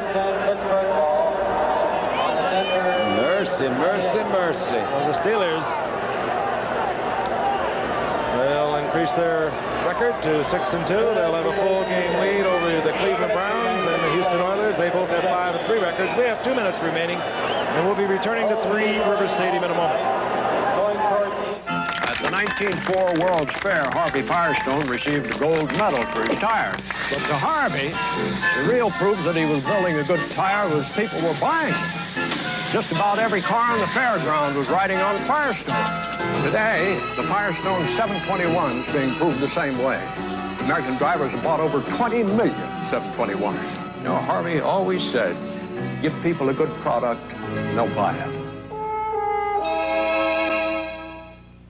Bruce Jenner for the Minolta XG1. The Minolta XG1 35mm is so automatic, I can keep taking pictures while my friend Jeff kicks the ball from sunlight to shadow. The XG1 changes the exposure not just automatically, but continuously. Minolta's continuous automatic exposure system helps give you pictures you never thought you could take at a price you never thought you could afford. The Minolta XG1, the automatic choice in automatic cameras. An NCAA doubleheader. First undefeated Houston battles undefeated Arkansas. Then headlining regional action, Florida State LSU and Washington UCLA. Check local listings Saturday. Mike Kruzek out of Boston College is wrapping it up for Terry Bradshaw. Bradshaw with a tremendous night. Kruzek now working against the clock. He's 2 for 2, as you saw. And there is Terry on the sideline. 18 of 24, 267 yards, a touchdown. Can't see and just good generalship. Screen to Smith. Smith is taken out of bounds. Stopping the clock with 1:55 remaining in the game after a pickup of 4. I want to see Pittsburgh play Dallas when all the chips are down. What a game that'll be. They did. January 35-31. Just a touch of offense, right, folks? You know, Terry over had 500 yards. Terry had 200 yards passing just a little after the first quarter. And then they kind of eased off a little. I think he ended up about 265 or something like that. Not bad. 2nd and 6, the ball just inside the 24-yard line of the Denver Broncos. Tony Anderson, and the rookie from Temple gets the first down, and he really accelerated. Banging inside the 15, down to the 12. Where do they find these guys, Don? That one they got from Temple, the other one they got from Baylor. But the thing I think to keep in mind, basically, is that if you're on defense and you're sitting there and it's 35-7, I don't care what kind of competitor you are, it's just a little hard to get it all put together. So I always kind of got upset when these young guys would come in, particularly those young quarterbacks, you know, after you just played your tail off, all that, and everybody things seem to go real well. But they're not going to win this ball game. Denver knows it. It's hard to keep it up. Answer to the question, Tony Anderson was a free agent from Temple. He gets the call again. He runs with a little bit of an abandon, I'll tell you that. He sure does. And what Don said was very true. But you've got to remember this. Hey, Joe Green's doing an interview while the game's in progress. Yes, and then I wrote. Yes. Those are not our cameras. It's not ABC. Because that could get Edie Collins. Totally false. However. 2nd down and 8. The ball inside the 10-yard line. Crowd wants the Steelers to score again. Seconds ticking away. 30 seconds remaining in the game. Anderson, they'll get the score. Oh, you got to spike it. Oh, boy. And they are beating a team of pride, a team with great self-respect, a team with one of the best defenses in the NFL. Look at this again. Oh, is there a hole up there? Charlie West, we mentioned, got hurt earlier. He got blocked out. That was just some kind of hole in the middle there. Hey, I like the way he runs. I do, too. They may be letting up a little bit on Denver's side, but he really opens it up with good speed. Matt Barr, once again, he's exhausted tonight. To the uprights. Steelers 42, the Broncos 7. Tony Anderson has just ripped the #1 defense in the NFL. Zenith announces the most amazing video recorder yet. The new video director with Speed Search. The special Speed Search picture moves at about 10 times normal speed. It lets you speed past what you don't want to see and lets you stop right at what you do want to see. You also get stop action, reverse, and lots of other new features, including 5-hour recording time. The new video director, the most exciting video recorder yet, from Zenith. In business, the more efficiently you use your time, the more money you make. Time is money. So if you're spending hours dictating letters to far-off places, and hours are spent typing them, I've got other work to do. Kick the letter habit. Pick up your phone and give them a ring. The phone turns your time into money. There he is. There he is, the free agent out of Temple. He's on the special teams. He'll be there for a while. But he has looked impressive tonight. A man named Wayne Harden has to be enjoying this. Denver has their own Temple product as we look at Chris Payne. Denver has Zachary Dixon, 11th round draft pick running back. Frank, we're about to run out. There's something I'd like to say to the people of Denver. Yours is a fine football team. What has happened tonight can happen in football. Pittsburgh is a truly great football team when they put it all together. And you have seen that in action tonight. The man you're looking at, Red Miller, he's as good a coach as there is. He's a gritty, intelligent man, filled with character that he imparts to his team. But tonight, no chance. And now we can all go back to Denver. I'm sure glad you covered us there. 1st and 10, the Broncos. They caught a hurricane tonight. Greg Penrose lays it up. He's out of bounds. To Zachary Dixon. He is a rookie from Temple. One more time. Hi, Mom. Hey, Mom. And they bring it back. Hey, Frank, who's the executive producer of this game? As always, the executive producer of ABC Sports is Ron Arledge. Okay. ABC's NFL Monday Night Football, produced by Dennis Lewin, directed by Chet Forty, technical director Bill Morris, associate director Rob Biner, technical manager Coach Coltrane, our unit manager Irma Norris. At reception by Dixon, out of bounds. Second down and 10.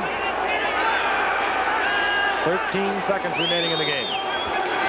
Penrose. Penrose lane. Life is pretty in Penrose lane. They all had a shot at it. It was intended for Vince Kinney, incomplete. 5 seconds remaining. Oh, Curly, I'm so sorry for you, buddy. Tomorrow is another day. He's been there. Yeah. He'll have another big day along the line. Yesterday's but a dream, and tomorrow's only a vision.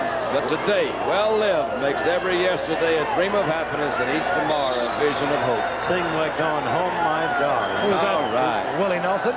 No, that's out of Leaves of Gold. Thought it might have been from the Times. Could have been. Yeah, my time. 3rd and 10. That was good, Shake. Penrose. This is Canada. We've always got that old flare back to go to. And that'll do it. Time has expired. Once again, the final score, Pittsburgh 42, Denver 7. Be sure to join us this Thursday for a special edition of ABC's NFL Football. The San Diego Chargers against the Oakland Raiders from the Oakland Alameda County Coliseum in Oakland, California. Travel arrangements made through and a promotional fee paid by United Airlines. More people fly United to Hawaii than any other airline. This has been a presentation of the leader, ABC Sports, bringing you exclusive coverage when the world comes to America this February for the 1980 Winter Olympics. A special assignment tomorrow on ABC's World News Tonight. Nuclear fallout. A town that's paying the price. There have been 4 of them who have died. The United States government laid a bad one on me. How many more victims of fallout? Tomorrow on ABC's World News Tonight. Local attorney has been arrested for smuggling drugs into the county jail. The coroner has filed a $7 million defamation suit against the controller. The Steelers come on strong against the poor Denver Broncos tonight. And we have enjoyed 8 beautiful days, and now it's time for a brief change. Action News coming up next on Channel 4.